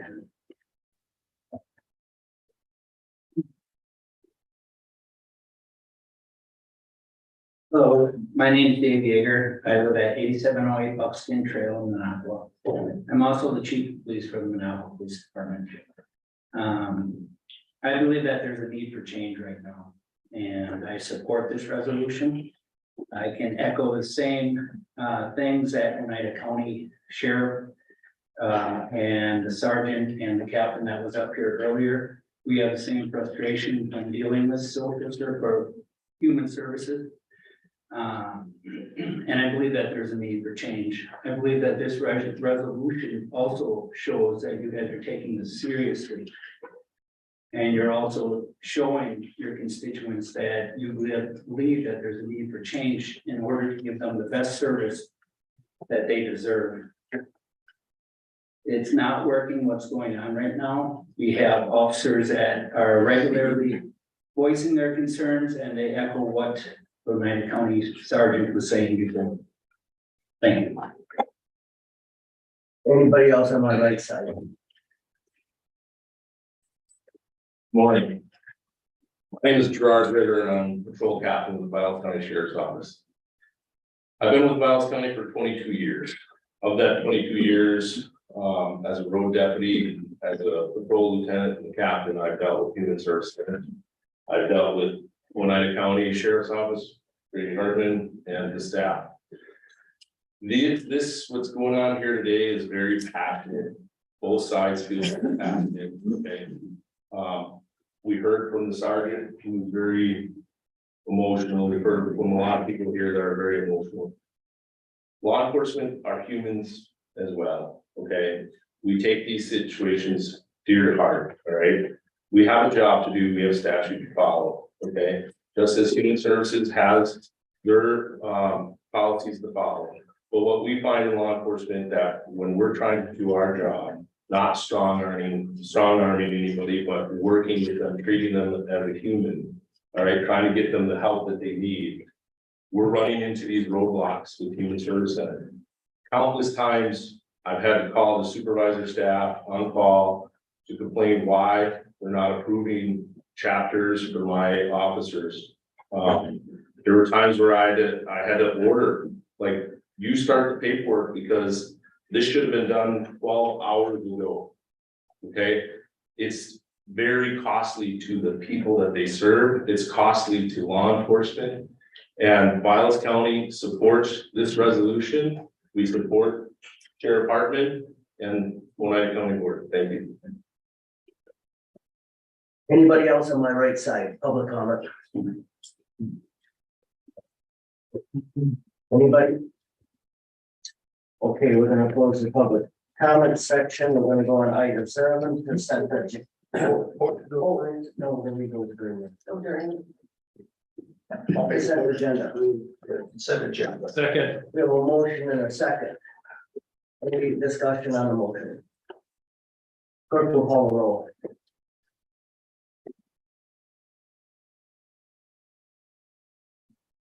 Rio, Yes. Condado. Aye. Newman. Aye. Schreier. Aye. Timmons. Aye. Winkler. Aye. Harris. Aye. Ottinger. Aye. Briggs. Aye. Reed. Aye. Showalter. Aye. Almakinder. Aye. Cushing. Aye. Ryden. Aye. Schultz. Aye. Fisher. Aye. Roach. Aye. Thorvald. Aye. Kelly. Aye. Jensen. Aye. Alinsky. Aye. 21 aye, 0 nays. 21 ayes, 0 nays, the consent agenda passes. Item number 8, Mr. Chairman, sure. may I request resolution 84 come after 85, please? Sure. Do I have to take it out of order as? You take it out of order, you make a motion?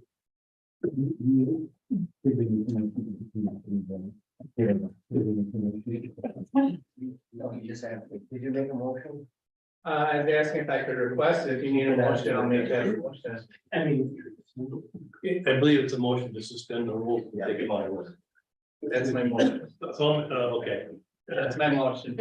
Billy, that was your motion? Yeah. Oh, all right, we have a motion and a second. We need a 2/3 vote. Any further discussion on the motion? Real quick, why is that, Billy? I just thought we're dealing with personnel. It'd be nice to take care of the issue at hand. I think there's people waiting on a decision. I think it would be fair to the employee too, instead of going through that discussion. All right, any further discussion? Clerk will call the roll. Schultz. Aye. Jensen. Aye. Reed. Aye. Condado. Aye. Kelly. Aye. Winkler. Aye. Roach. Aye. Ryden. Aye. Schreier. Aye. Almakinder. Aye. Briggs. Aye. Rio. Aye. Timmons. Aye. Cushing. Aye. Showalter. Aye. Newman. Sorghum. Aye. Ottinger. Aye. Harris. Aye. Fisher. Aye. Alinsky. Aye. 21 ayes, 0 nays. 21 ayes, 0 nays. We will take resolution 85 out of order. Before we get into the deliberations, Stephen, I would like representatives from Oneida and first just to give up. So at this time, I would like to ask the sheriff from Oneida County to come up and give his information.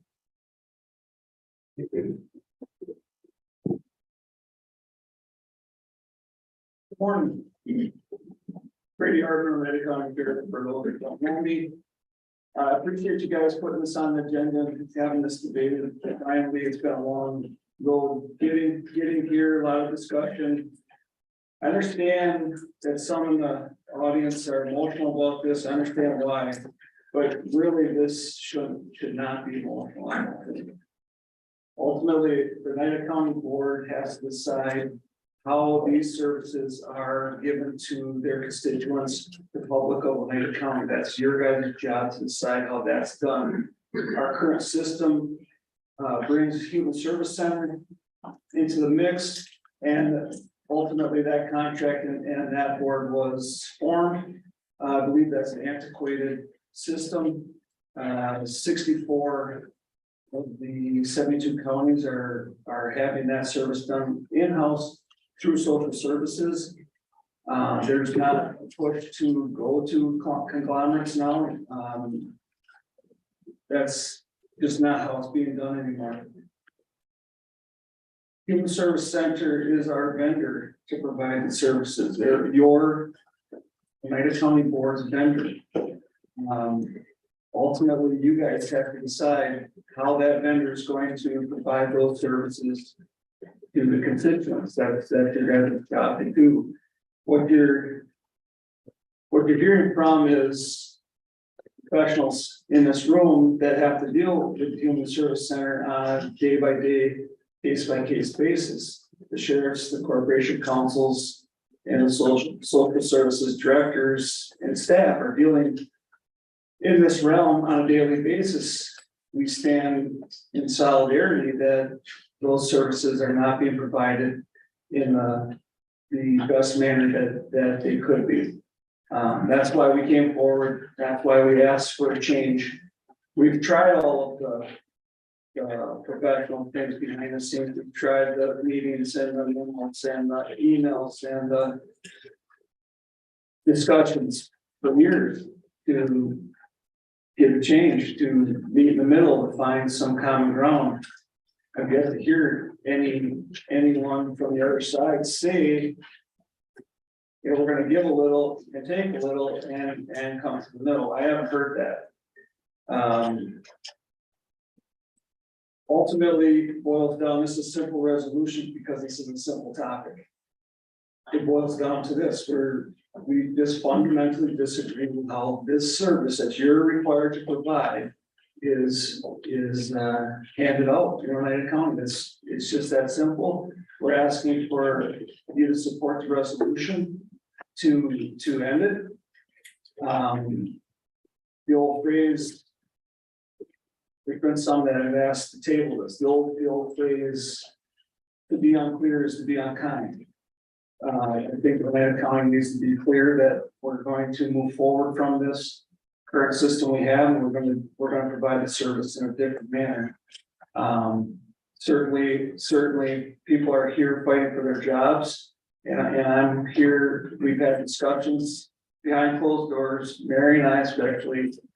We need those employees, and Oneida County is going to have to hire those people. They're important, and we want to bring some on staff, and so does Vilas, and so does Forest.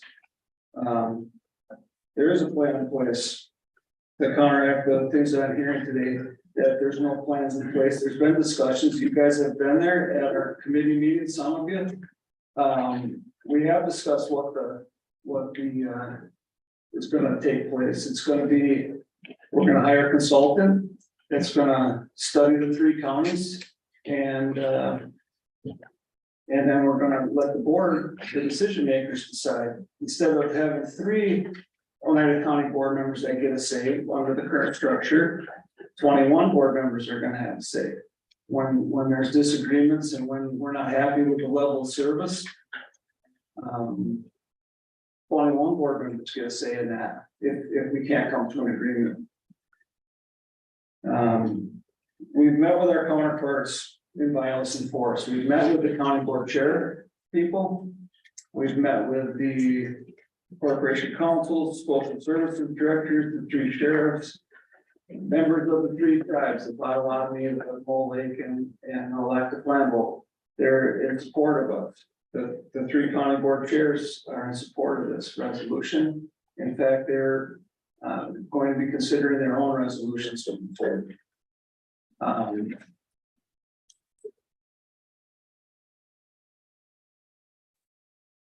Want me to take any questions, Scott, or? No, Okay, we may have, when we get to deliberation, we may have questions to call you back. okay, very good. Okay, is the sheriff from Worth County in the audience? None of the other sheriffs are here. Okay, and Vilas isn't here either? Okay, social services, Mary?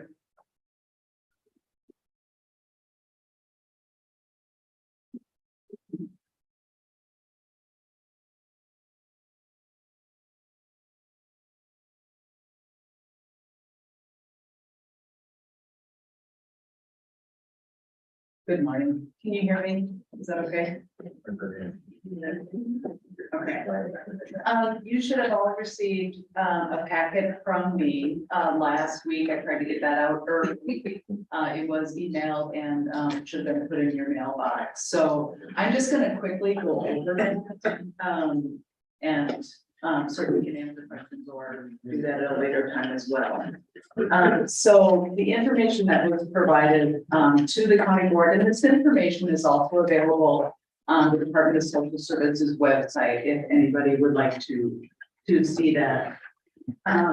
So the first thing that, we wanted to bring to your attention is how human services are structured, throughout the state of Wisconsin. So, Oneida County has a unique structure in that what would normally in other counties be a human service department, is really, split. And we have the Department of Social Services, which is provided in each of the counties. And then we also have the Human Service Center, which provides behavioral health, services, to the 3 counties, Oneida, Vilas, and Forest. That's a unique structure. There are only 3 other structures in the state of Wisconsin like that. Lincoln, Limelight, and Marathon have a structure through North Central, that is similar. North Central is a very large organization, that provides those services to those 3 counties, and then Iowa Grant in the lower part of the state. There's also a couple of counties that have single departments, but currently there's only one. Clark County is the only one that remains that has a social service and a behavioral health, or community programs department. So that structure has changed through the years in other counties that used to have a similar structure to ours.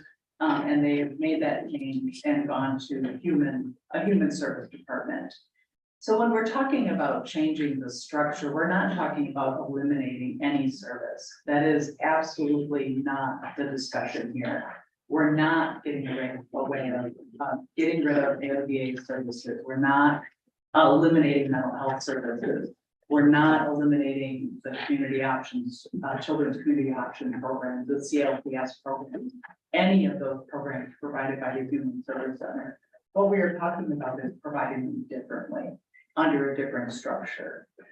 So hopefully that helps folks realize that we're not saying that any of those programs go away. We think they can be done better with a different structure. That structure may include the Human Service Center. That is something I think we need to look at and talk about. But whatever that structure is in the end, the services will be provided in Oneida County because we're statutorily required to provide them. That is our responsibility. So that's just a little information on structure. As you know, the current agreement is old, definitely needs to be updated at the very minimum if we're going to continue in this structure. In addition to that agreement, we also have developed MOUs over the years with the Human Service Center, and those memorandums of understanding are between the 3 county departments of social services and the Human Service Center. Those MOUs, one deals with confidentiality, another one deals with the adult services area or our chapter 51 and chapter 55 services. The social services departments do chapter 55, human services then chapter 51. Oftentimes those 2 chapters mingle. And so we have an MOU on that. And we also have an MOU on our children's services side, which deals with the different chapters of the statutes, 48, 938 for social services, and again, 51 for the Human Service Center. Those MOUs took years to develop. Unfortunately, I think they get forgotten them. People forget to refer back to them. Because they really do help us at least determining who is supposed to be doing what, who's paying for things. And we've had to develop them. Like I said, they've taken years, just because of the gray area between the two departments. When you're all under one roof, it's not quite as gray. When you're two completely separate departments, you have to have those detailed agreements. We do have those, but like I said, they unfortunately get forgotten. As far as history, as I included in my memo, there was 2 really significant studies done over the last 15 years. One that we refer to as kind of the TMG study that was done in, started in 08, finished in 09, I believe. That study was really initiated by Oneida County because of the concerns with the services we were being provided by the Human Service Center at that time.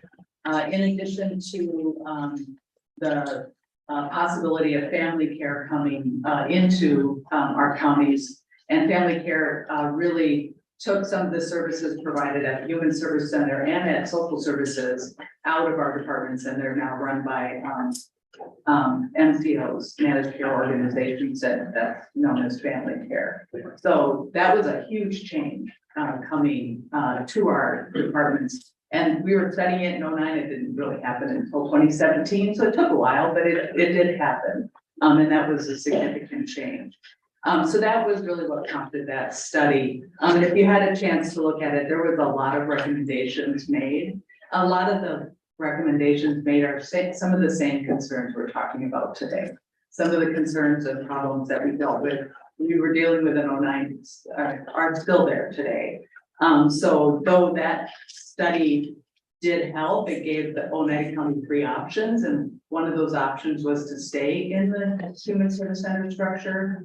Another option was to go to get out and become a human service department in Oneida County. And the third option was to also get out of the Human Service Center structure and then join maybe like a North Central different structure. So those were the options given. It wasn't necessarily a recommendation to stay in. But the committee that was formed after that study did decide to stay in the Human Service Center arrangement as long as all of the expectations that were provided were met. And some of them have been met over the years, and some of them still haven't been completed. And that's from that study. And then the other significant study was one that was done by Pat Cork. That study, I think, was prompted by some concerns that were really coming out of Vilas County at the time. There was significant issues happening. And at the time, Oneida County was again looking at their structure through the Funding Opportunities Committee. And I was actually the one that recommended Pat Cork come to a study. And I actually wanted it done by Oneida County, but it ended up being a Human Service Center study, the Human Service Center Commission study. And it became a study of how to improve services at the Human Service Center. And Pat gave his recommendations on that study as well. But in his study, he also mentions that it is completely appropriate for counties to look at restructuring human services. That's your job. You get to look at how departments are structured. And so that's something that we should be able to openly talk about. Like I said, this isn't talking about eliminating anything. It's just talking about how do we do it differently. And so in that study, Pat indicates that, that's something that counties should be doing and should be done openly and having those discussions. The current recommendation, so the Department of Social Services did provide their concerns in an open meeting. It wasn't in closed session.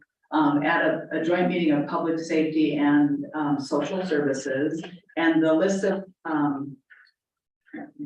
I provided a list of those concerns as well that was provided to that committee. Those are pretty consistent concerns that we've had over the years. They get better. We work on them, and then we kind of slide back And sometimes those things, we get back to those, having those same issues.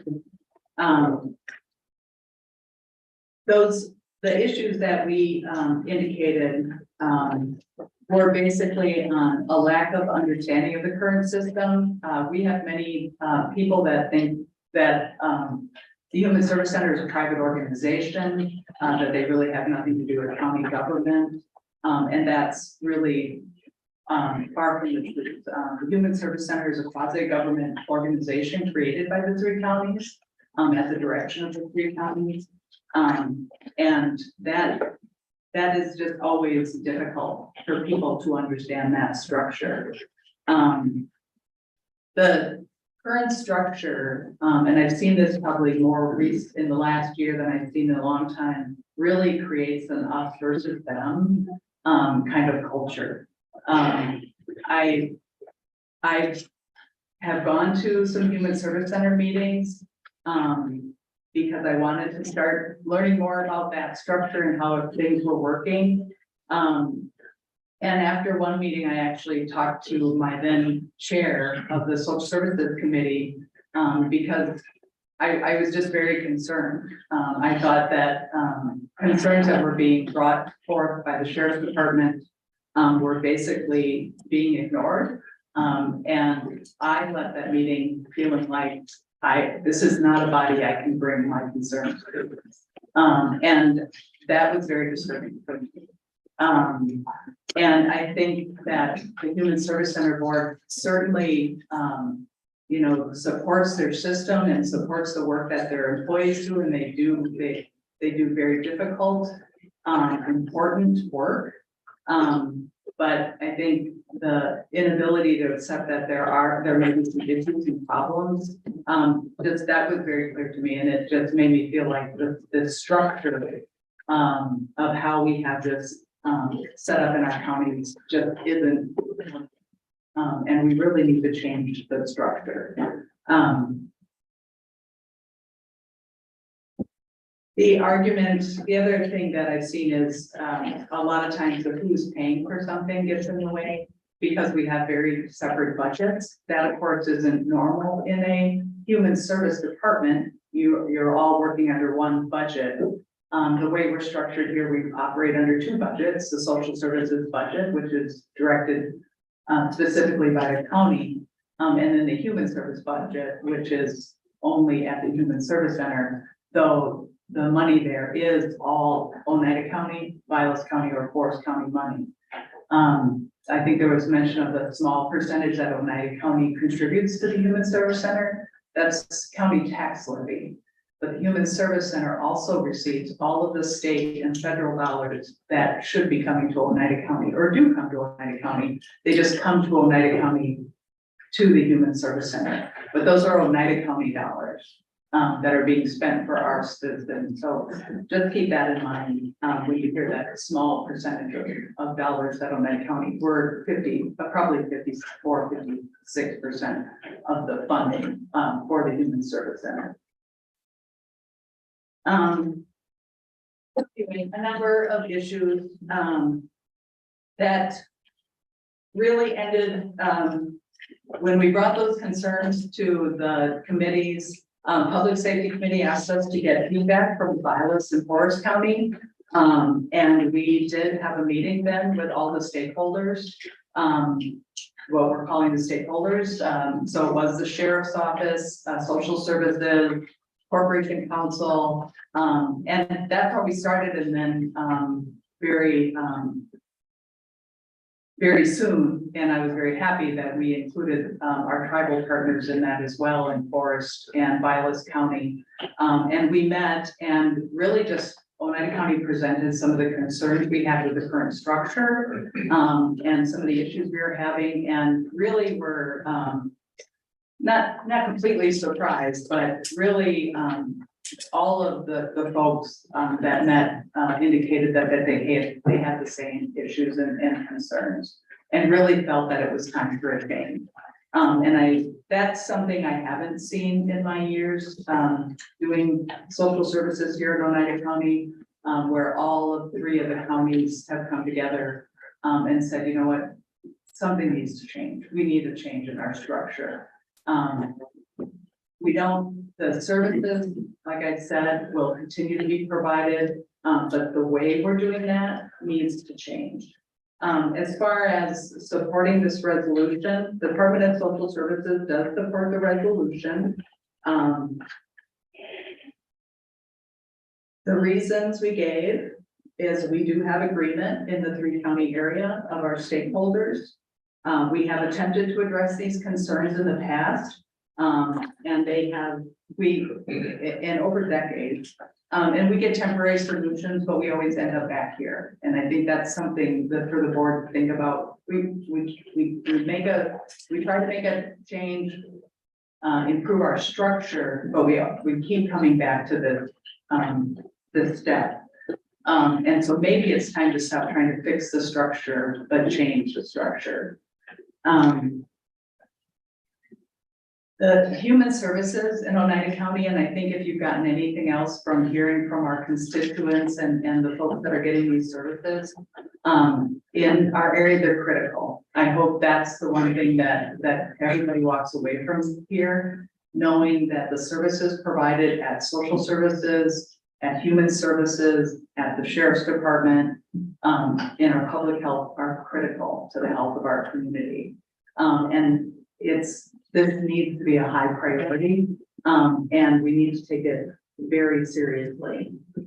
I think ending the current agreement, and I know there's some debate about that. I think ending the current agreement and saying, you know what, the current structure and this current agreement need to end.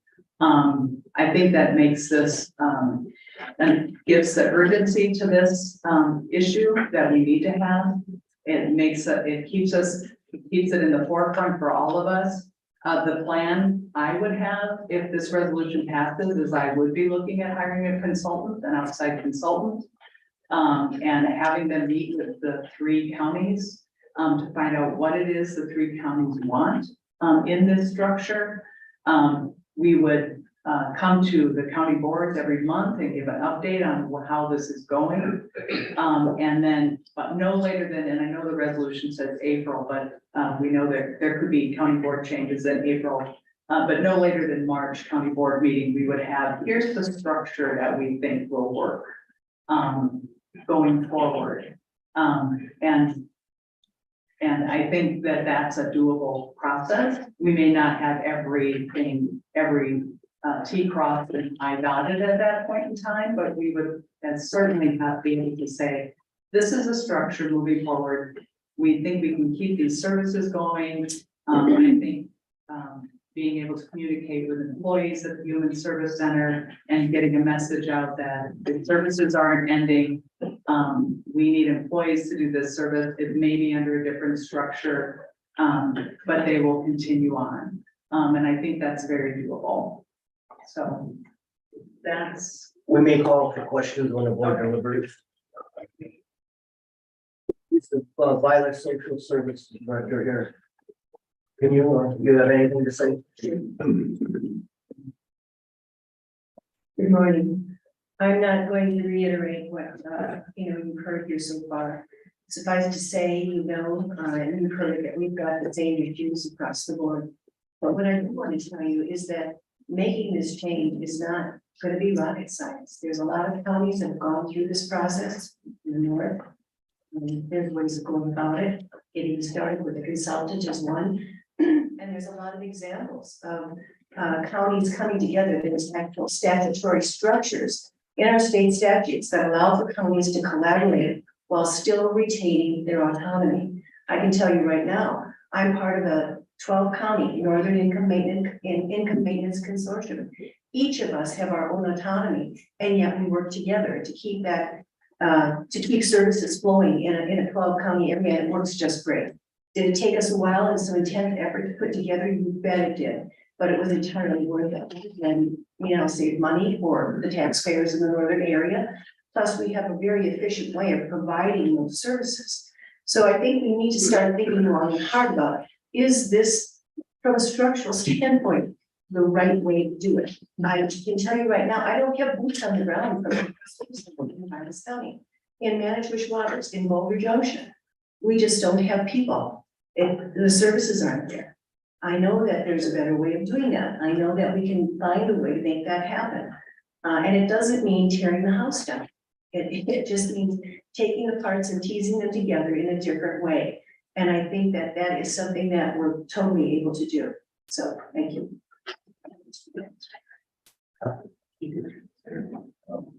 Can you state your name for the record? I'm sorry, it's Catherine Gardner. Okay, and then we have a letter presented from Forest County Social Services. The clerk will read that letter. And there was a copy of this put at each of your spots this morning.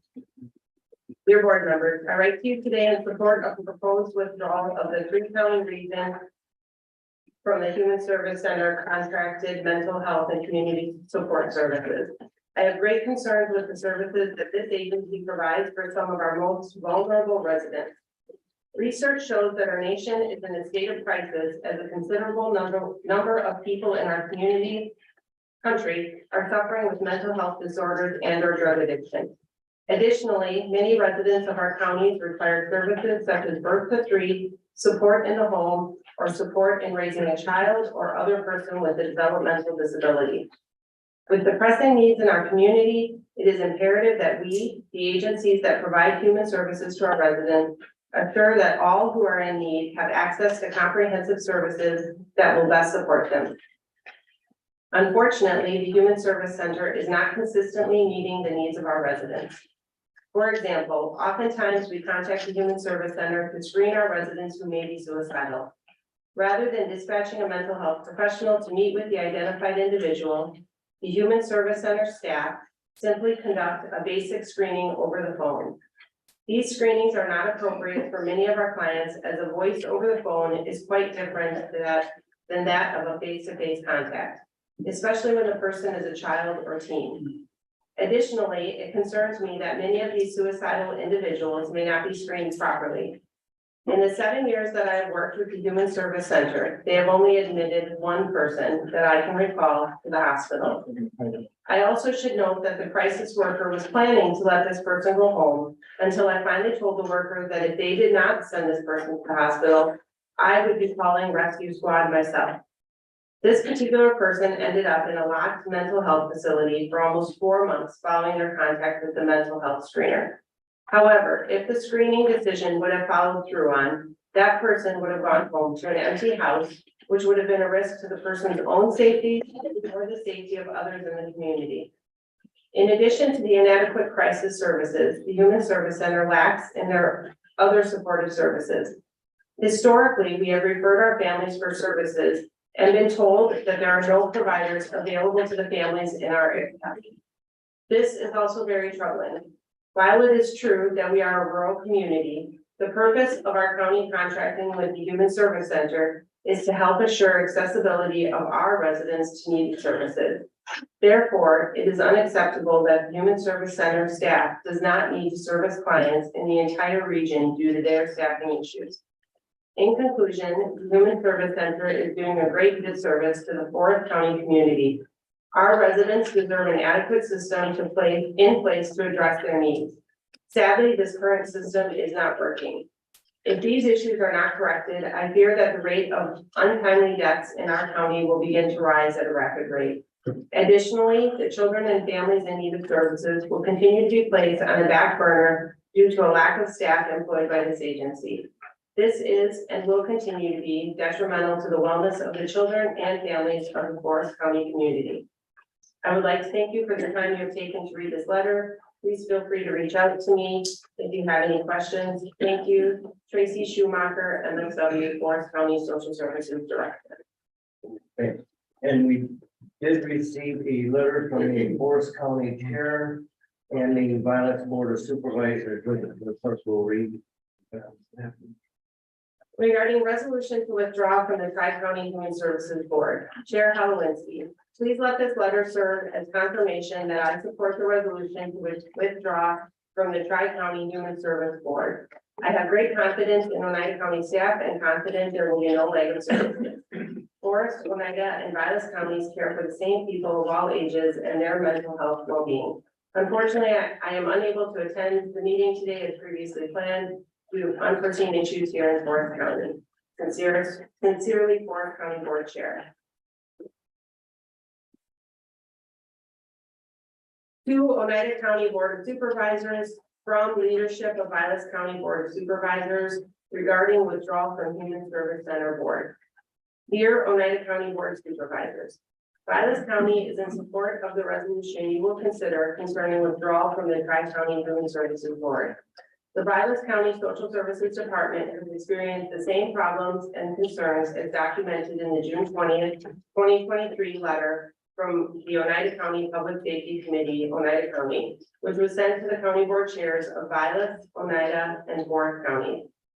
The service concerns have been documented for some time without noticeable improvement, and we believe a new tri-county system to be developed as described in the letter will better serve people in need of services throughout the three counties. Vilas County will consider a similar resolution at a future meeting. As the leadership of Vilas County government, we urge you to support this resolution and support the feasibility study to design a new system that will function with more accountability and improved service. Respectfully, Gerald Burkett, Vilas County Board Chair, Carolyn Ritter, Vilas County Board First Chair, Michael Bizik, Vilas County Board Second Chair. Cameron, would you like to address the board now?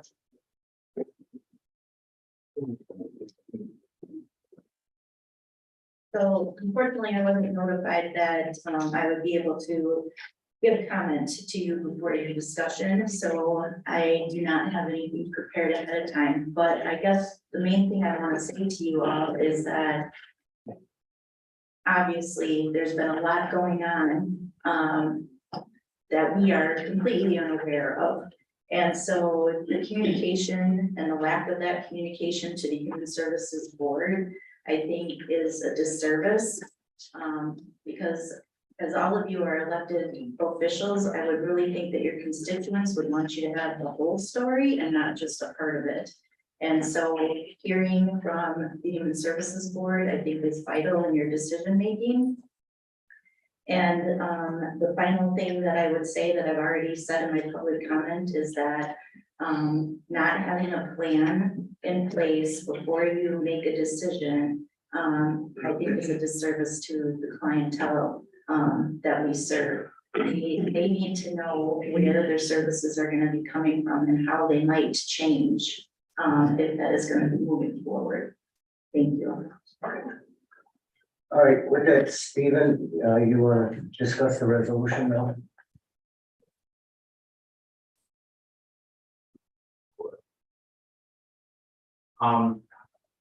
As prepared by Corporation Counsel, I think it's pretty basic, pretty much speaks for itself. Some of the things, the comments that we heard today can be addressed. I myself intend to propose an amendment to the resolution. But this historically, for me, goes back to November of last year. I was approached by Corporation Counsel, said, do we want to put on the agenda discussion about the contract with the Human Service Center? That this has been bandied about for quite some time. We need to decide what we're going to do with that, because it really does need to be reviewed and most likely rewritten. And the Human Service Center agrees with that as well. Is my understanding, they have also been reaching out, wanted to address the concerns that we've heard today, and amongst other things in regards to that contract, which is quite old, dates back to, at least that version of the contract is from 1984, I believe.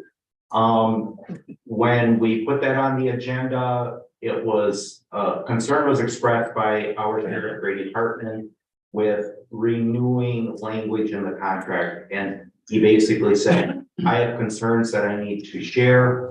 Most of those concerns, I think, have been addressed here from various comments from within his department as well as himself. And I said, well, what is it that we're proposing if we're not going to actively pursue rewriting a contract or addressing the concerns through the contract? And he says, I really think we should consider talking to our contemporaries in the other counties, formulating some kind of action based on that. And that's exactly what was directed through the course of time. They met with their contemporaries within the other 3 counties. Their concerns were shared and appear to be very similar in nature, very, nothing really seemed to deviate much. Even the tribal members who were at that also shared those same concerns. So having that, before us, ironically, I think it was, you can correct me on the timeline, but I actually ended up joining the Human Service Center after Supervisor Tony resigned his seat on this body. I asked to be on there because I thought it would be helpful to get that perspective, to be part of that body, to know what's going on, get a better understanding of the department, because probably like most of the people around here, you probably don't even know where the Human Service Center resides. So that being said, I feel like I did get a lot of insight. I took a lot away from those meetings that I was on there, and it did become more and more evident to me that there was a fair amount of not only dysfunction between communication that was really lacking between the Human Service Center and the various departments that, expressed their concerns, not only in Oneida County, but apparently also the other counties as well as the tribes. But I learned, this has history. You heard it yourself today. This goes back probably at least 14, 15 years. When studies have been, conducted, recommendations have either been made or suggested. And it just seems like there's been a lot of sitting on our hands with very little actively taking place. I feel that personally, this resolution basically just sets something in motion. I think that we need to grasp that this is not ending anyone's job or career. This is not ending any services. Most of the services we've been hearing about and talking about, these are statutorily required by us as counties to provide to our citizens. We pay for those. We have to provide them. So I don't believe that it's accurate to suggest somehow those things are going to be in jeopardy because we're going to be looking at a different structure. We also heard from Mary and what's being proposed. There's going to have to be consultation in this. We need qualified individuals to help us guide us through what's going to be considered if this resolution passes. That I think has been attempted in the past. They brought consultants in, but ultimately really nothing much has changed. I think this is going to now say we're making this a fundamental mission for not only Oneida County, but for the other counties as well. And if you've heard, they're pretty much supporting us here on this. So I think that this really does need to happen. It's long overdue, in my opinion. And I feel that I have a lot of perspective on this. I did not take this whole thing on, trying to see it only one way. Even though I've heard, that there's, this has all been orchestrated, or there's all this backroom collusion and things that are only happening behind doors. I can't even speculate on why people would say something like that or do something like that. To be perfectly honest, I think people know me well enough, as well as the sheriff. I think if there are two people who would be least likely to conspire to do anything, it would probably be myself and our sheriff for various reasons. And yet at the same time, we have had many conversations about this. I take what comes to our committee as a public safety very seriously. And I think you all need to do the same based on what you've heard today, on what's been before you. And I'm willing to answer questions, I guess, if people have them about the resolution specifically, but that's pretty much where I'm at with it. I see. I did miss one person, Corporation Council from, Bias. Did you want to give a speech or something? I'm back here. I'll stand with the letter that I delivered from Biles County from our leadership at the county. All right. Okay, questions for Stephen? Connor? I have questions for Mary, sorry. Pardon? I have questions for Mary. Okay, Mary?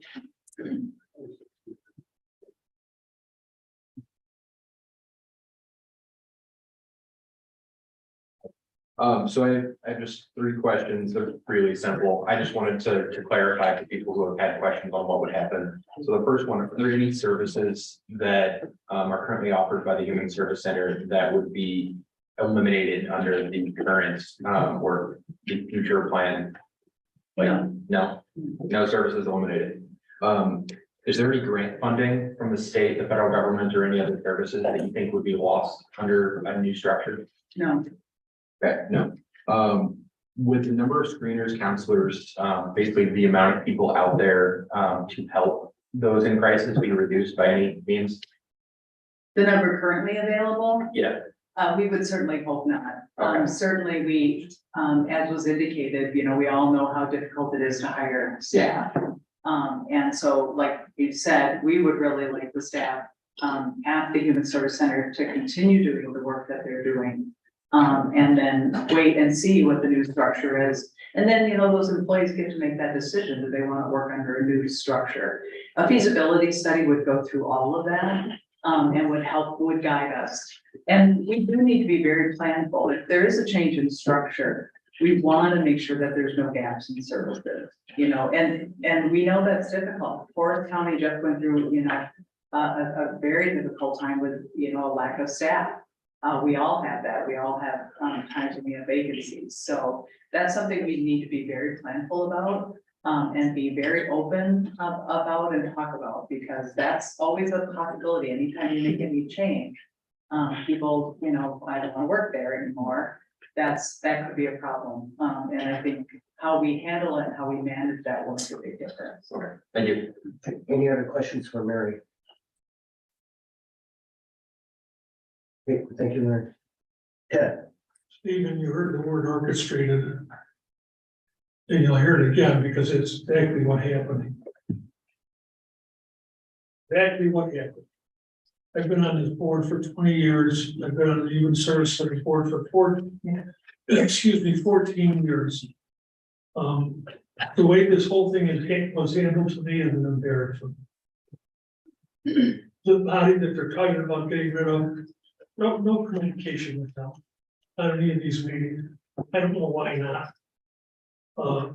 In my opinion, 4 days before this, had a joint meeting that the chairman asked to be held to compare the complaints and the problems from each person. I couldn't be there. Linnea couldn't be there, so we get, we'll have a quorum, that's good enough. On a topic as sensitive as this, that meeting should have been postponed until every committee member could have been there. None of the complaints that I've heard, and I know, and I respect the sheriff, and I respect the officers that have talked, as well as the folks on this side of the room, and the lady sitting right there. It is emotion. There's no question about it. But we have held the 50+ employees at the Human Service Center hostage, as far as I'm concerned. 7 months to get to this point. They have incredible jobs to do to begin with, highly emotional situations, and they've had to live for 7 months with this cloud over their head. What's going to happen? I think it was atrocious. How much is it going to cost? Is there any fiscal impact? Any idea whatsoever? I mean, I couldn't agree more with some of the comments that it's ludicrous to pass this without having something in place. That's all I have for now, but I will be making some amendments later. Any other comments, Renee? Yeah, I have no doubt that things can be made better. My biggest complaint also was the way in which this happened.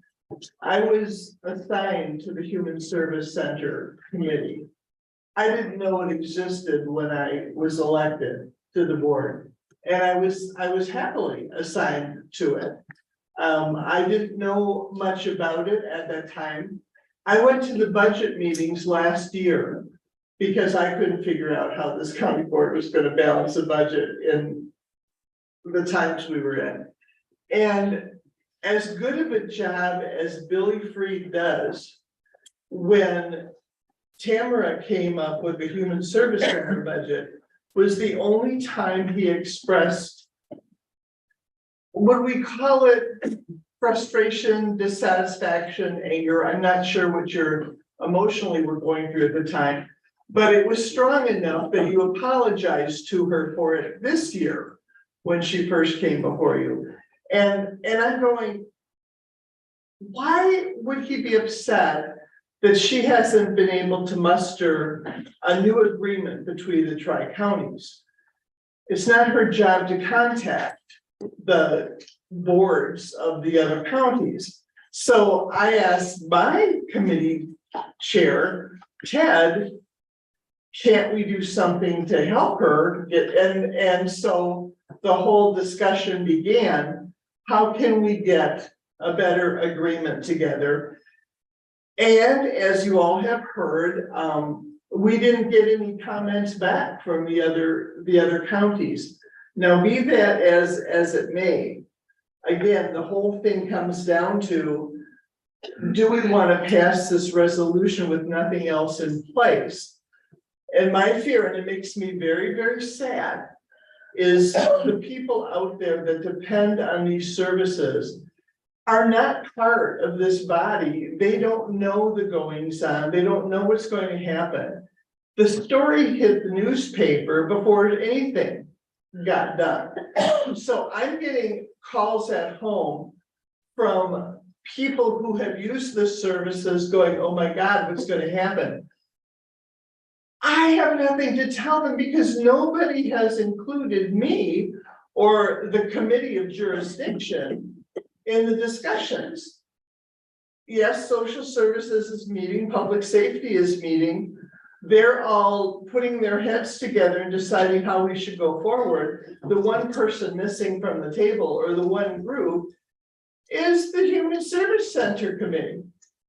Well, I kind of thought that's what we were there for. And the first time the letter came up saying, you know, we should send this letter out, and this was in social services, which I'm also a member of the committee, saying, you know, we should ask if people want to pull out of the agreement. It's like, wait a minute.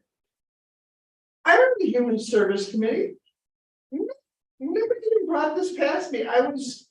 I was indignant because I thought that's what we did. I thought that's what we had committees of jurisdiction for, so we could vet the questions for it first. But you know, I could be wrong about a lot of things. The other thing that makes me sad, besides how clients are taking this, watching from the outside, is how the employees are watching it on a daily basis. And they have hard jobs to do. I couldn't do their jobs.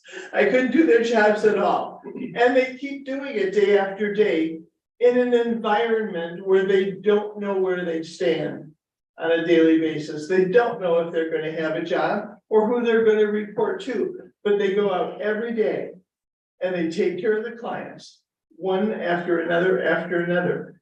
And the problem with all of that is that it creates a toxic work environment. And now that's on the record, that's going through the newspaper. And how are we going to get new employees? Will all of the staff stay if you shuffle everything up and throw the pieces in the air to see where they come down? Not all of them. Some will. And there are orchestrated things in place to get people to stay, but some are going to leave. And how are people going to want to interview if this is the way Oneida County treats its employees? And that's the big picture. Who's gonna wanna come here when they see the environment that's been created? And the attitude of distrust that, you know, I went to the meeting between social services and public safety and went behind closed doors. I would do almost anything that the people I respect so much would suggest. But not this, because I heard gossip behind closed doors. I heard name calling behind closed doors. I heard, well, things are in closed session for a reason. And I don't always speak the best that I can speak either. And if I'm behind closed doors, I've told people that have called me on the phone that I have to be very careful about my language today because sometimes it gets more colorful. But I am dying on the inside for the clients that are so afraid because they don't know what's going to happen. And they don't know what's going to happen because it wasn't a feasibility study wasn't done first. We don't know what it's going to cost. And so the newspaper articles come out and they go, oh my God, where does this leave me? And I can't tell them. I know I'm on the Human Service Center committee, but I can't tell them because we don't know that. And I've had employees call me. What do we tell them? Same thing.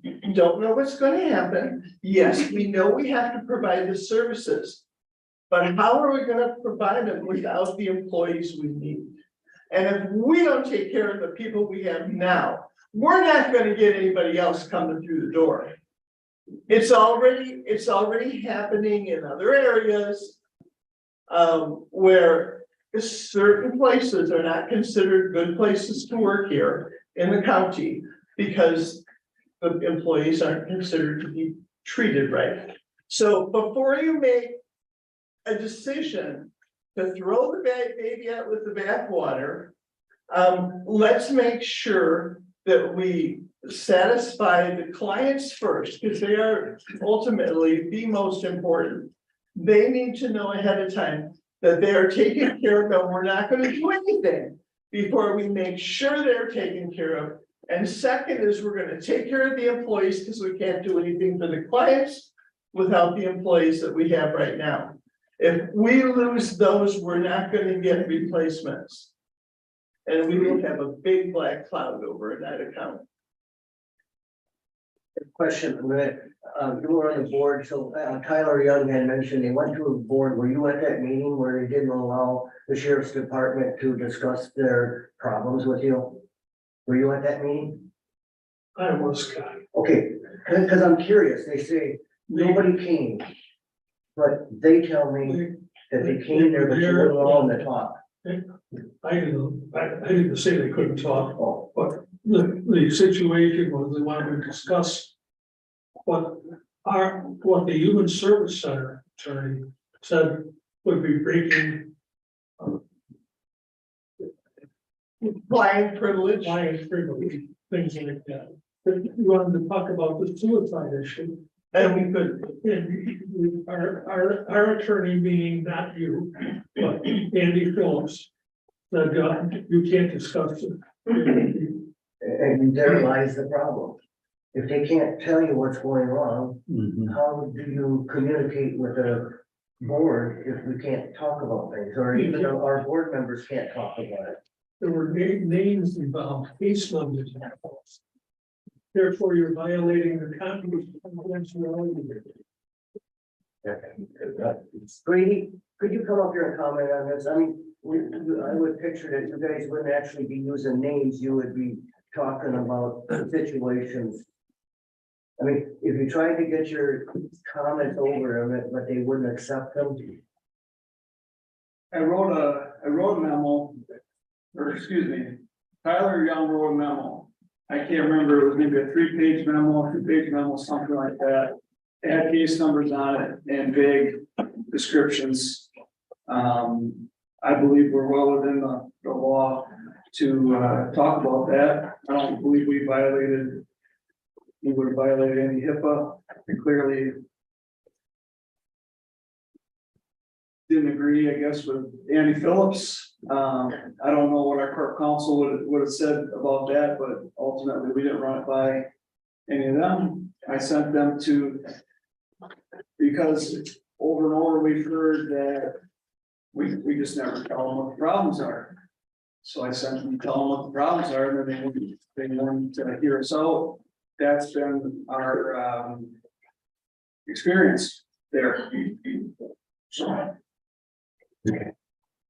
Bill, as a board member, I'll let you talk. What's your comment?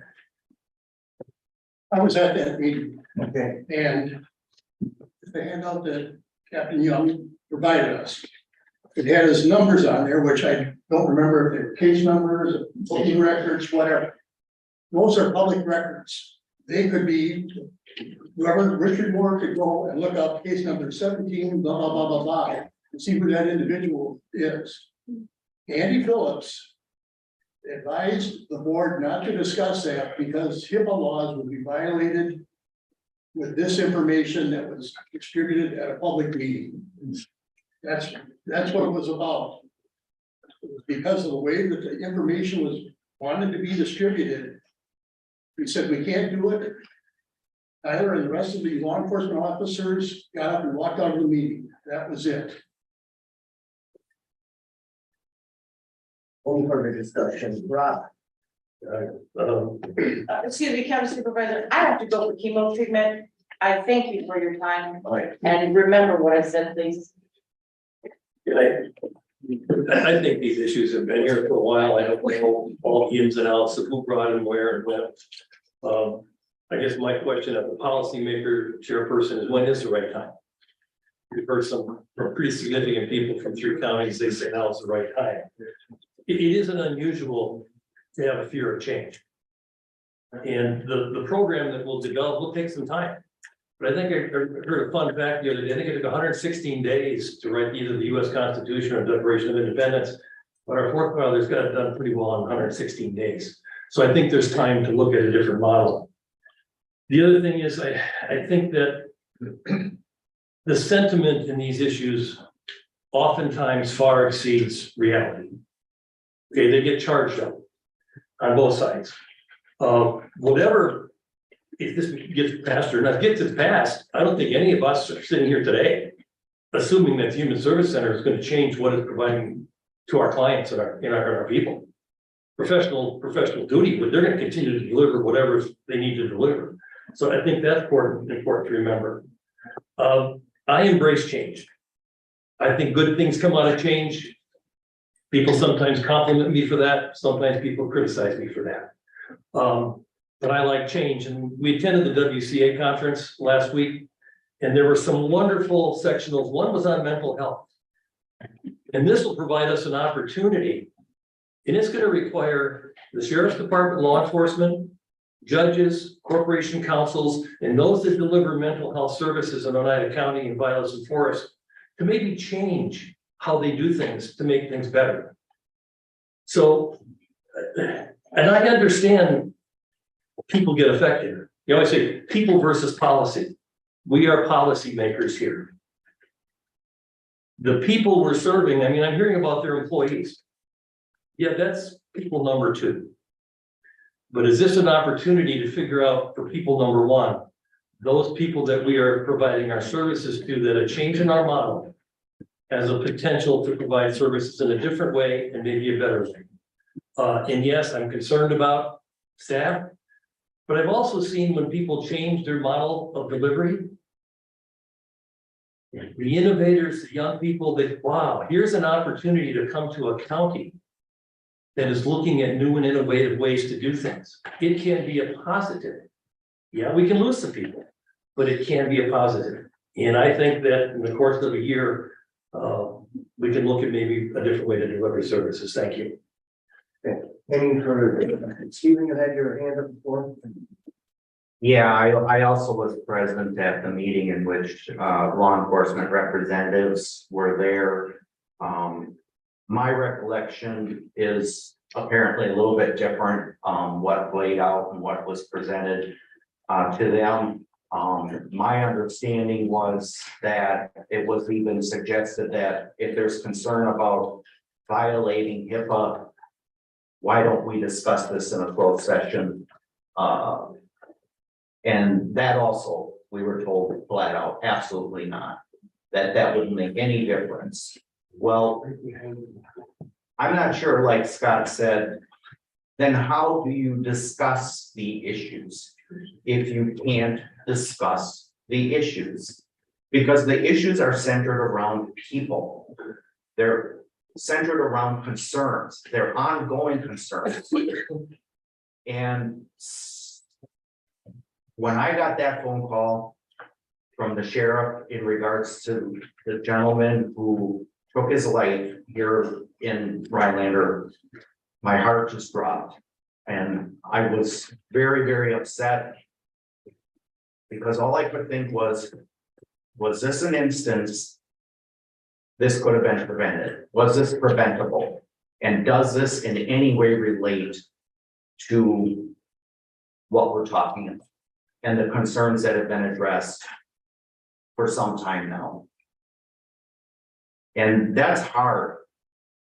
And I can't even imagine what the people who showed up at that scene, law enforcement, responders, anyone related to public safety, what had to be going through their minds as well. They have to deal with this stuff as well. They are people, just as we are. Which is why, as emotional as a lot of what we heard today is, and it is, I agree with Mr. Jensen. We are policymakers. That's our responsibility. No one told you this job was going to be easy. No one's telling you that this is going to be an easy decision. But you're going to have to make it. That's fundamentally what goes down here today. And I think if this gets put off or there's more sitting on our hands, we're to blame for whatever happens as a result of that, just as much as anyone else is. And we need to keep that in mind. I'm gonna let others talk first and then Jim Winkler. I think this motion needs to be passed today.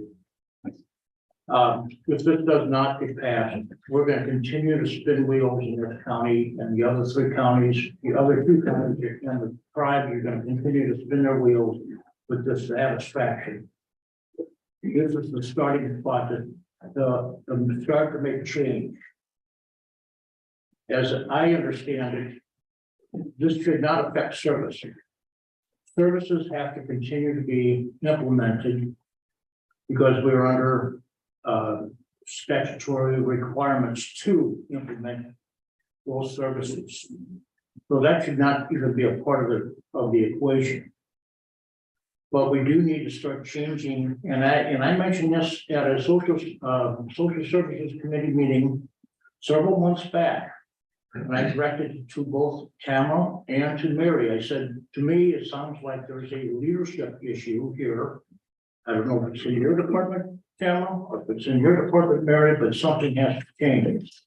In my opinion, I think even though there is leadership in the social services department, which I applaud what Mary has been doing, there's also leadership in the Human Services Department, but I think from some of the reactions that I've heard from law enforcement and from social services in the other counties, that there should be a little bit of a change in structure.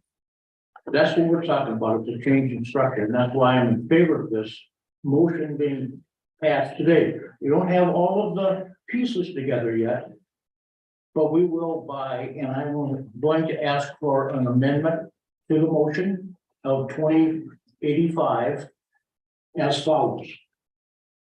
I would like to make the motion to amend resolution 2085 on lines 32 and 33 to strike April 30th, 2024, and amend it to say March 24th, March 31st, 2024.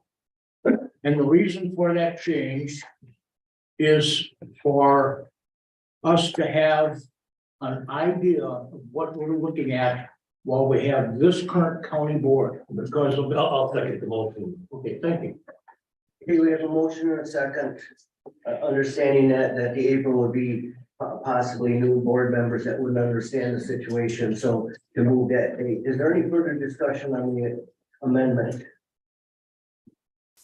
Hearing none, clerk will call the roll. Simmons. Aye. Cushing. Aye. Reed. Aye. Harris. Aye. Newman. Aye. Canado. Aye. Briggs. Aye. Showalter. Aye. Jensen. Aye. Winkler. Aye. Ryden. Aye. Fisher. Aye. Roach. Aye. Sorghum. Hi. Rio. Aye. Almakinder. Aye. Dryer. Aye. Schultz. Aye. Ottinger. Aye. Kelly. Aye. Kowinski. Aye. 21 aye, resolution. 21 aye, the resolution is amended. Tony, you have the floor.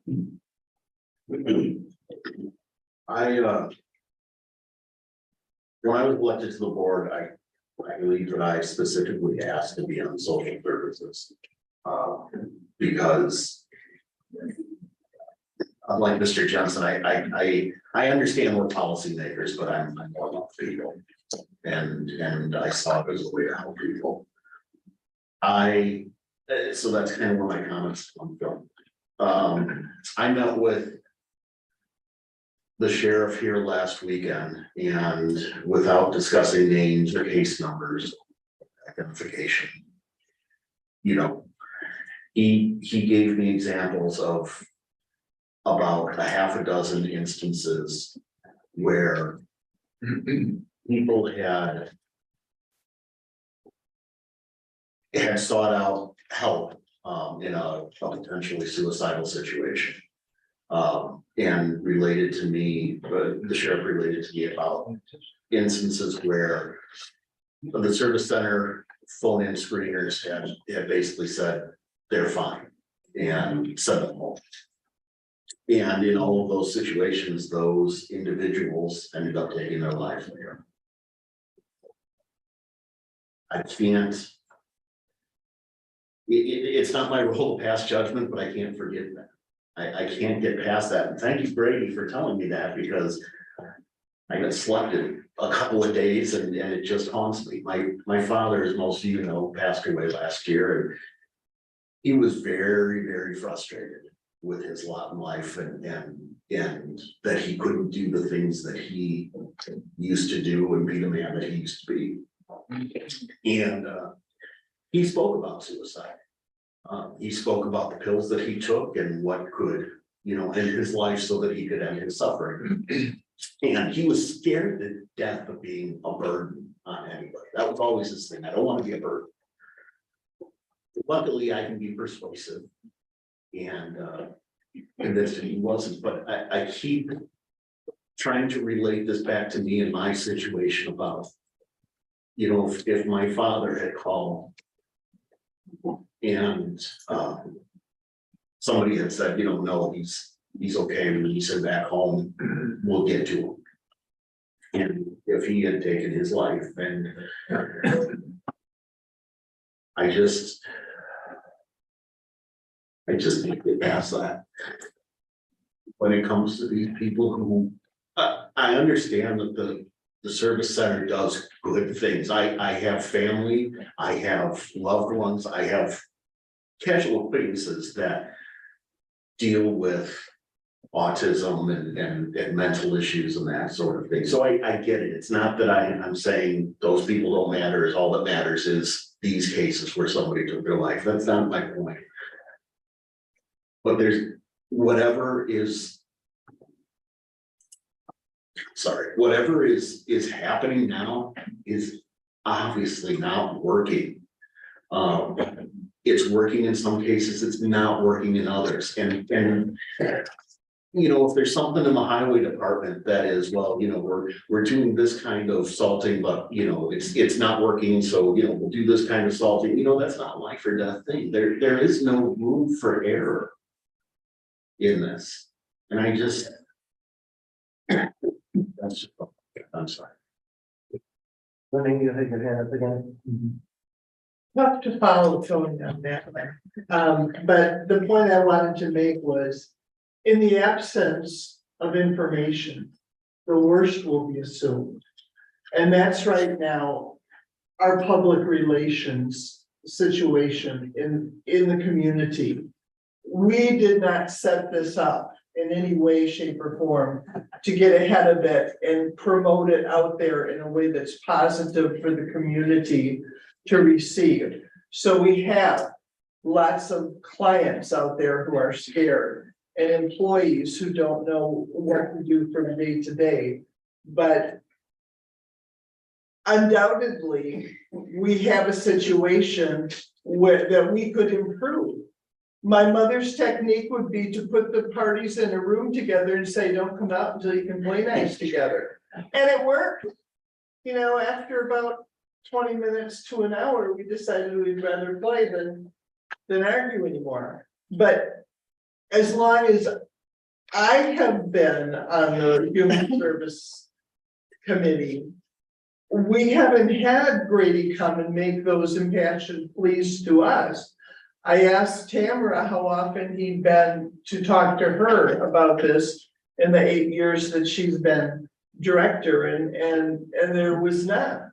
So, you know, maybe my mom's technique would be appropriate, I'm not sure, but I know that for me, and I'm also someone whose life has been touched by suicide. My greater fear is the kids, the people, the clients that won't get service on a timely basis because they don't believe there's hope for them. And of course, that opens us to the potential of class action suits of people that don't feel that they've had their needs met. So I'm just saying that the way it's been handled, in the absence of information, the worst will be assumed. And that has been out there in the community, thanks to, you know, the news effort that's been made so far. So we all have a lot we could improve upon. So just my comment on that is, right now, we are covered under a contract with them through 2023. The resolution states that will be under the existing. Through 2022, right? Well, we're under 23 right now, and that service exists. The resolution says that we're given notice that through 2024, so nothing's gonna change. It's gonna be the same service. And we're gonna, and the resolution is stating that we're going to see alternatives, but we're giving notice at this point. So the service is there. We're going to pay for it. Everything that we paid through the 18, 19, 20, 21, 22 is all gonna keep happening through 24. But the way the resolution is, and we're gonna have a report in March, and then we'll have to see where the county board goes at that point. So we keep going back, boy, I think the general public after today will know that those services are all gonna be created through 2024. And they will be well informed in April where we're going to go at that point, but I don't know where we're going with this at this point. But the service is still going to exist. Any other comments, Ken? I'd like to make a amendment on line 32. After the word recommendation and the executive director of the Human Service Center. I don't know why we wouldn't include this organization in these comments, or these people that are gonna have these meetings. Okay, Ken, could you read that line 32 again, the whole thing now? Line 32 would read to bring a recommendation and the executive director of the Human Service Center.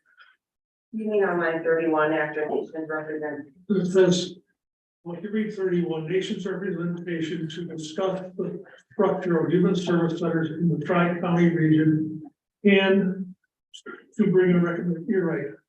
You want it upstairs. Upstairs. Up on the. Yeah, I'm sorry, line 31. So after Oneida County Tribal Nations representation and the executive director of the Human Service Center. Yeah. Okay. It's a motion to amend. Is there a second? Second. Lene, second. Further discussion on the motion? Should we have the sheriff in there too? He's in there. Either in there. It's convening. Oh, he's on there, okay, gotcha. All right, so the amendment is just to add that phrase. Clerk will call the roll on the second amendment. We have discussion. Oh, sure, go ahead. My objection to that amendment is that the Human Service Center really does not play any part in formulating its composition or its existence even. It's created by the three counties and once. And all the contract language and everything that exists right now was created by an agreement between Vilas and ourselves and Forest County to formulate what it is we wanted to do to provide this service that's mandated. I don't know if I really understand what role the service provider is going to play in that discussion. They're certainly welcome to you know, share whatever concerns they have about what will be proposed. And whether that they can deliver that service that would be proposed in whatever, you know, comes from these meetings. But I guess I often think about them like when we created our transit system. I would not have transit tell us what it is they think that they should be providing us as a service. We decided initially with 3 counties and then it went down to 2, what we want transit to do for us. And then we formed that agreement and created a board to direct those energies, right? Now,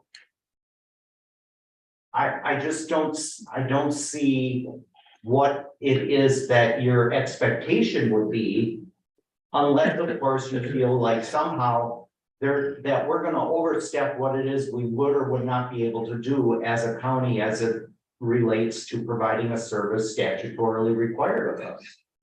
But that shouldn't be the job of the Human Service Center to tell us what we can and can't do. That would be our corporation counsel or the people that we would hire as consultants in this relationship. I think it would actually bog things up by incorporating the Human Service Center in this. Scott. Mary Rhino was interviewed on WXPR last week. And here's the quote: "The Human Service Center is the function of the county. They don't really feel part of the county. I think this is a problem too, where, you know, we all work together in the county departments." So what's so terrible about the head of the Human Service Center providing some input? She isn't there to put a suit of armor on and have jousting commitments with the sheriff's department. I see no reason why she shouldn't sit on that committee. There's been no transparency in this thing from the beginning, and maybe this will help. Rob? Chairperson, I understand these are not governmental officials, elected officials, so your open meetings laws may not apply. But are these meetings something that the public would be able to attend and provide input in? Rather than look at it as a committee meeting, would they have that available as an option when this committee meets? I believe they can attend as the public too. I believe they'll be posted, if we're handling it, it has to be a posted meeting. So there's an option for input from all sides. Good. Any further discussion, anybody? Okay, hearing none, oh, Tom, go ahead. I just wanted to make a remark that we're not dealing so much with an image or public relations, we're dealing with human lives here. I think we have the absolute right to pass this resolution. Okay, so let's get back to the second amendment. Any more comments on the second amendment? Hearing none, clerk will call the roll. Let me reread it. Yeah, reread it, line 31. So motion by Cushing to amend line 31 to add after nation's representation and the executive director of the Human Service Center. Seconded by Newman. Okay, call this one. Rio, Aye. Condado, No. Newman, Aye. Dryer, No. Timmons, Aye. Winkler, No. Harris, No. Ottinger, No. Briggs, No. Reed, No. Showalter, Aye. Almakinder, No. Cushing, Aye. Bryden, No. Schultz, No. Fisher, No. Roach, Aye. Zorgel, No. Kelly, No. Jensen, No. Halowinski, No. 6 ayes, 15 no. 6 ayes, 15 no, the amendment fails. Any further discussion? Okay. Hearing none, the clerk will call the roll on the amended resolution 85.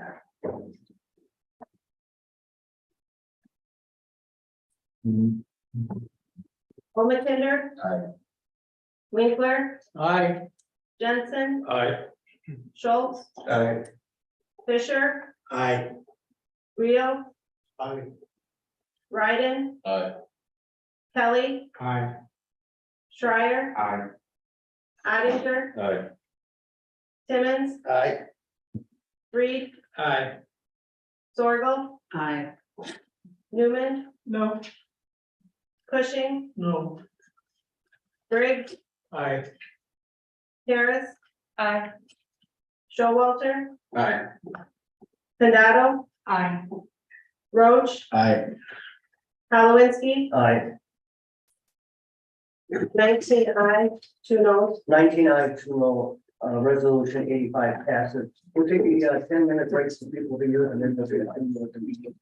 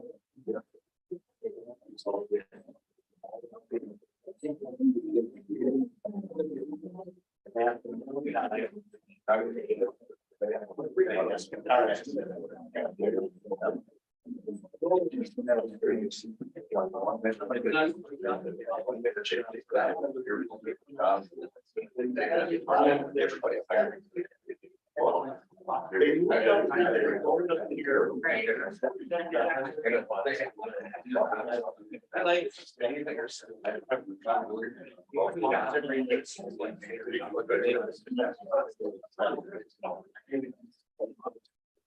It's just.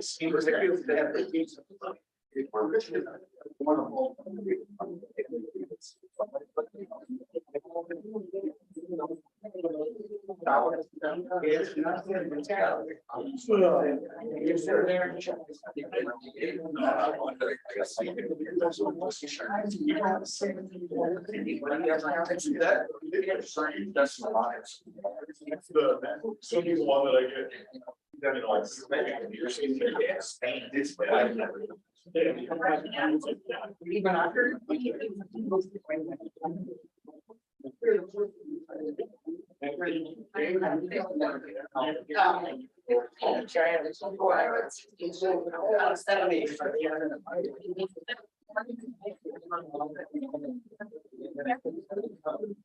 Yeah.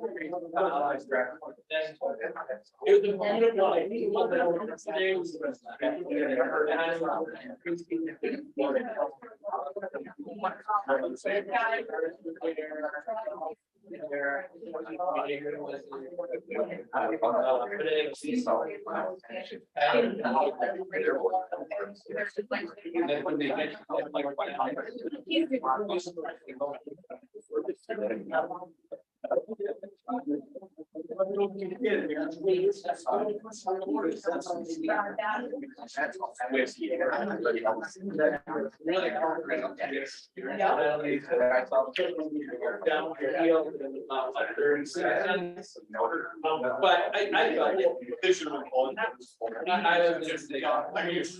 So I'm watching the game. I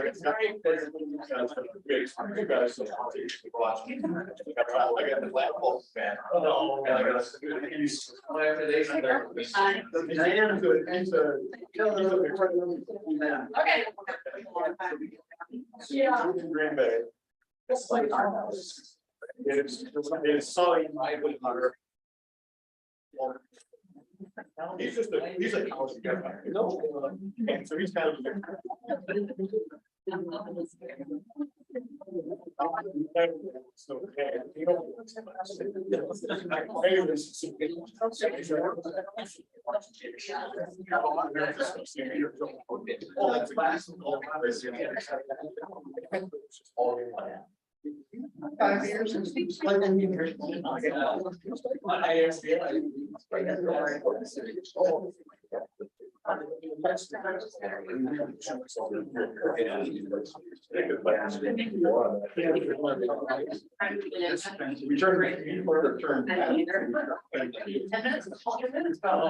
Yeah, also.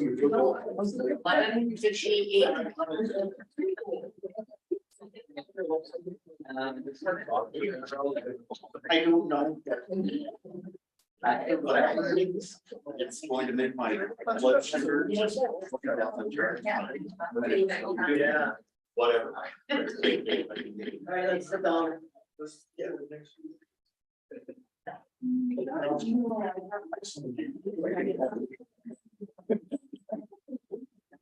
Aye.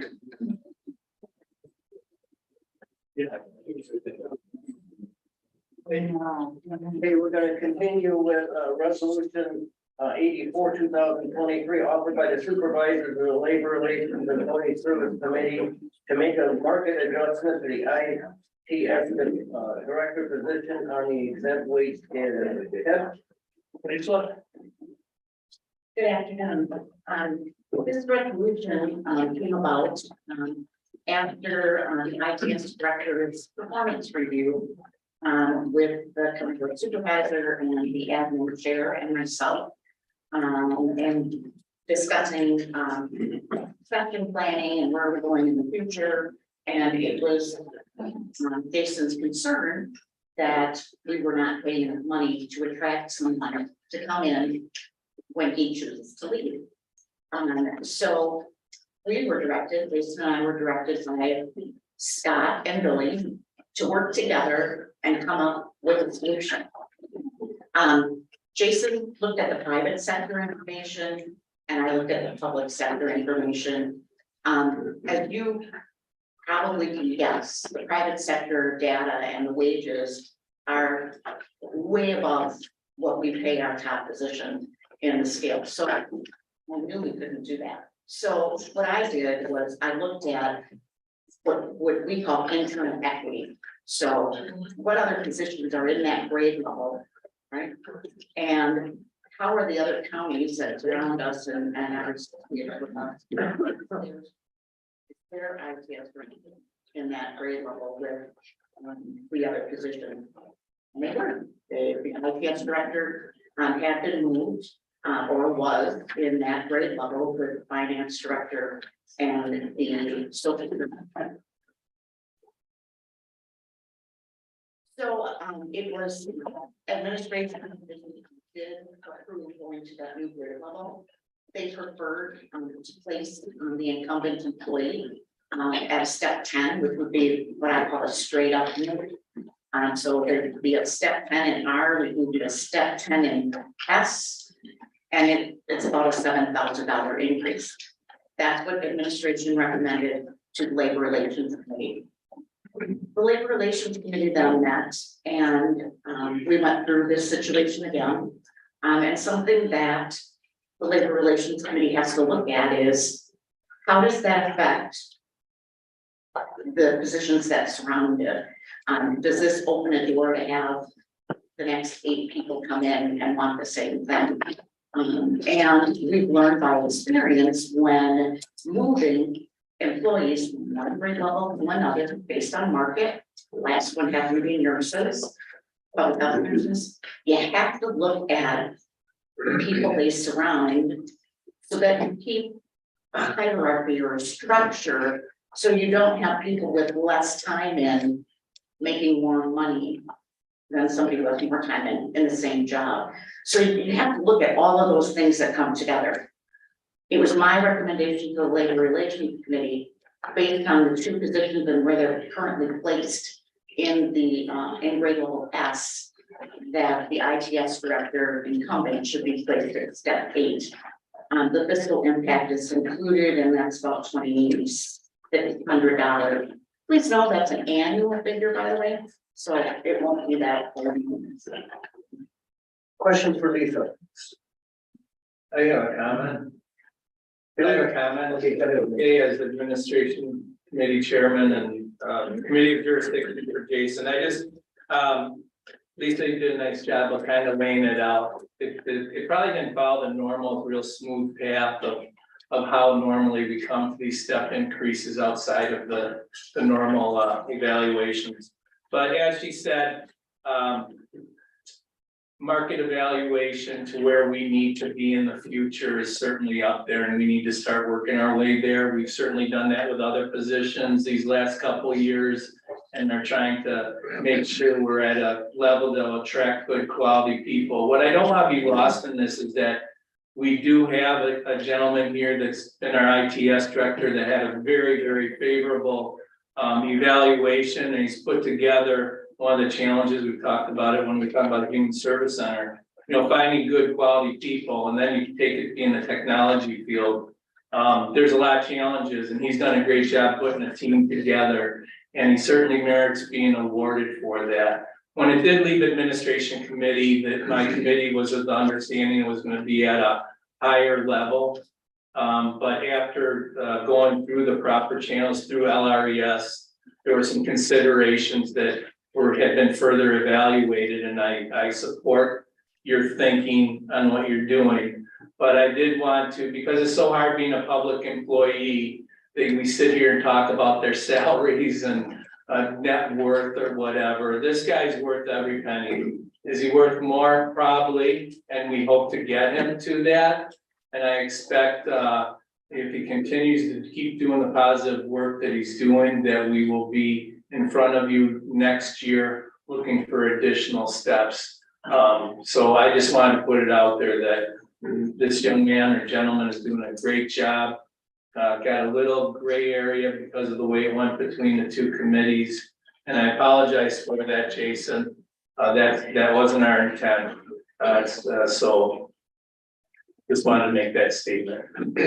And a comment from me about that is, I don't think it was really Jason looking for more money, but positioning us to have a higher qualified IT person coming in the future when he retires from here. So it wasn't so much about jumping his raise. But listen, we're all human. Once you open that door, you kind of see what your worth might be on the outside, and you kind of go through a committee thinking it's going that way. It's kind of hard to step back, and that's the bad part of being a public employee, that we kind of go through, especially department head, we go through this negotiation process in public. So, for whatever the pat on the back's worth to Jason, I did want to forewarn you, we'll probably come for additional steps in the future. Yeah, just as a point of information, ITS director in Rhinelander has almost $200,000 a year. Why'd you have to bring that up? What's the one at the DLT doesn't make that much? Well, that's understandable. My hand up, just went there, Mr. Roach. You just talking out of order. Patient here. Okay. Ted, are you done? I'm done. I was gonna say about Jason too, money is not the most important thing to most of us. There are other things, and it's never been the most important thing to Jason. But what he came before us to do was to make a position that he could bring one of his other people up into, where they might consider taking on the lead role, which they wouldn't if we didn't make some compensation to the salary. So he was not asking for himself, he was asking to give him some room to move somebody forward to replace him. Any further discussion, anybody? Clerk will call the roll. Kelly. Aye. Winkler. Aye. Schultz. Aye. Cushing. Aye. Simmons. Aye. Leo. Yes. Showalter. Aye. Jensen. Aye. Ottinger. Aye. Schreier. Yes. Padato. Aye. Sorrel. Aye. Newman. Aye. Roach. Aye. Ryden. Aye. Harris. Aye. Almakinder. Aye.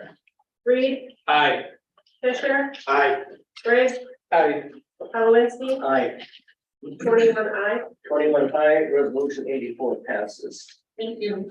Item number 9, closed session, and it is anticipated that a motion will be made second, by roll call vote to enter into closed session pursuant to section 19.85, parent 1, parent G, conferring with legal counsel to the governmental body who is rendering oral or written advice concerning strategy to be adopted by the body with respect to litigation in which it is or is likely to become involved. Topic case number 323-CV 00578, the Monaco Brewing Company LLC and Crookston Bay Bankston versus the County of Oneida, Scott Holowinski, Carl Jenrick, Todd Trosky, and roles 1 to 10 each all. It is anticipated that the county board will return to open session by roll call vote to consider the remainder of the meeting agenda. We've been going to close session. Second.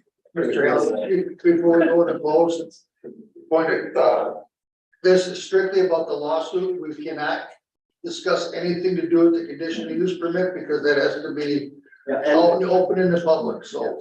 It's only about the lawsuit. Anything else besides that, I'll be leaving. Okay. When we're done, do you want these back?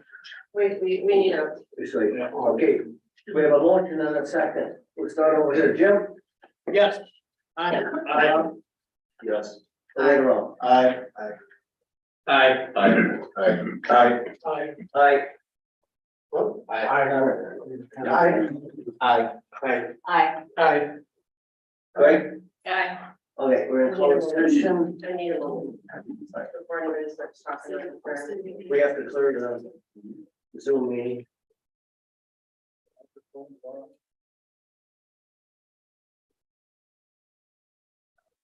Very fun.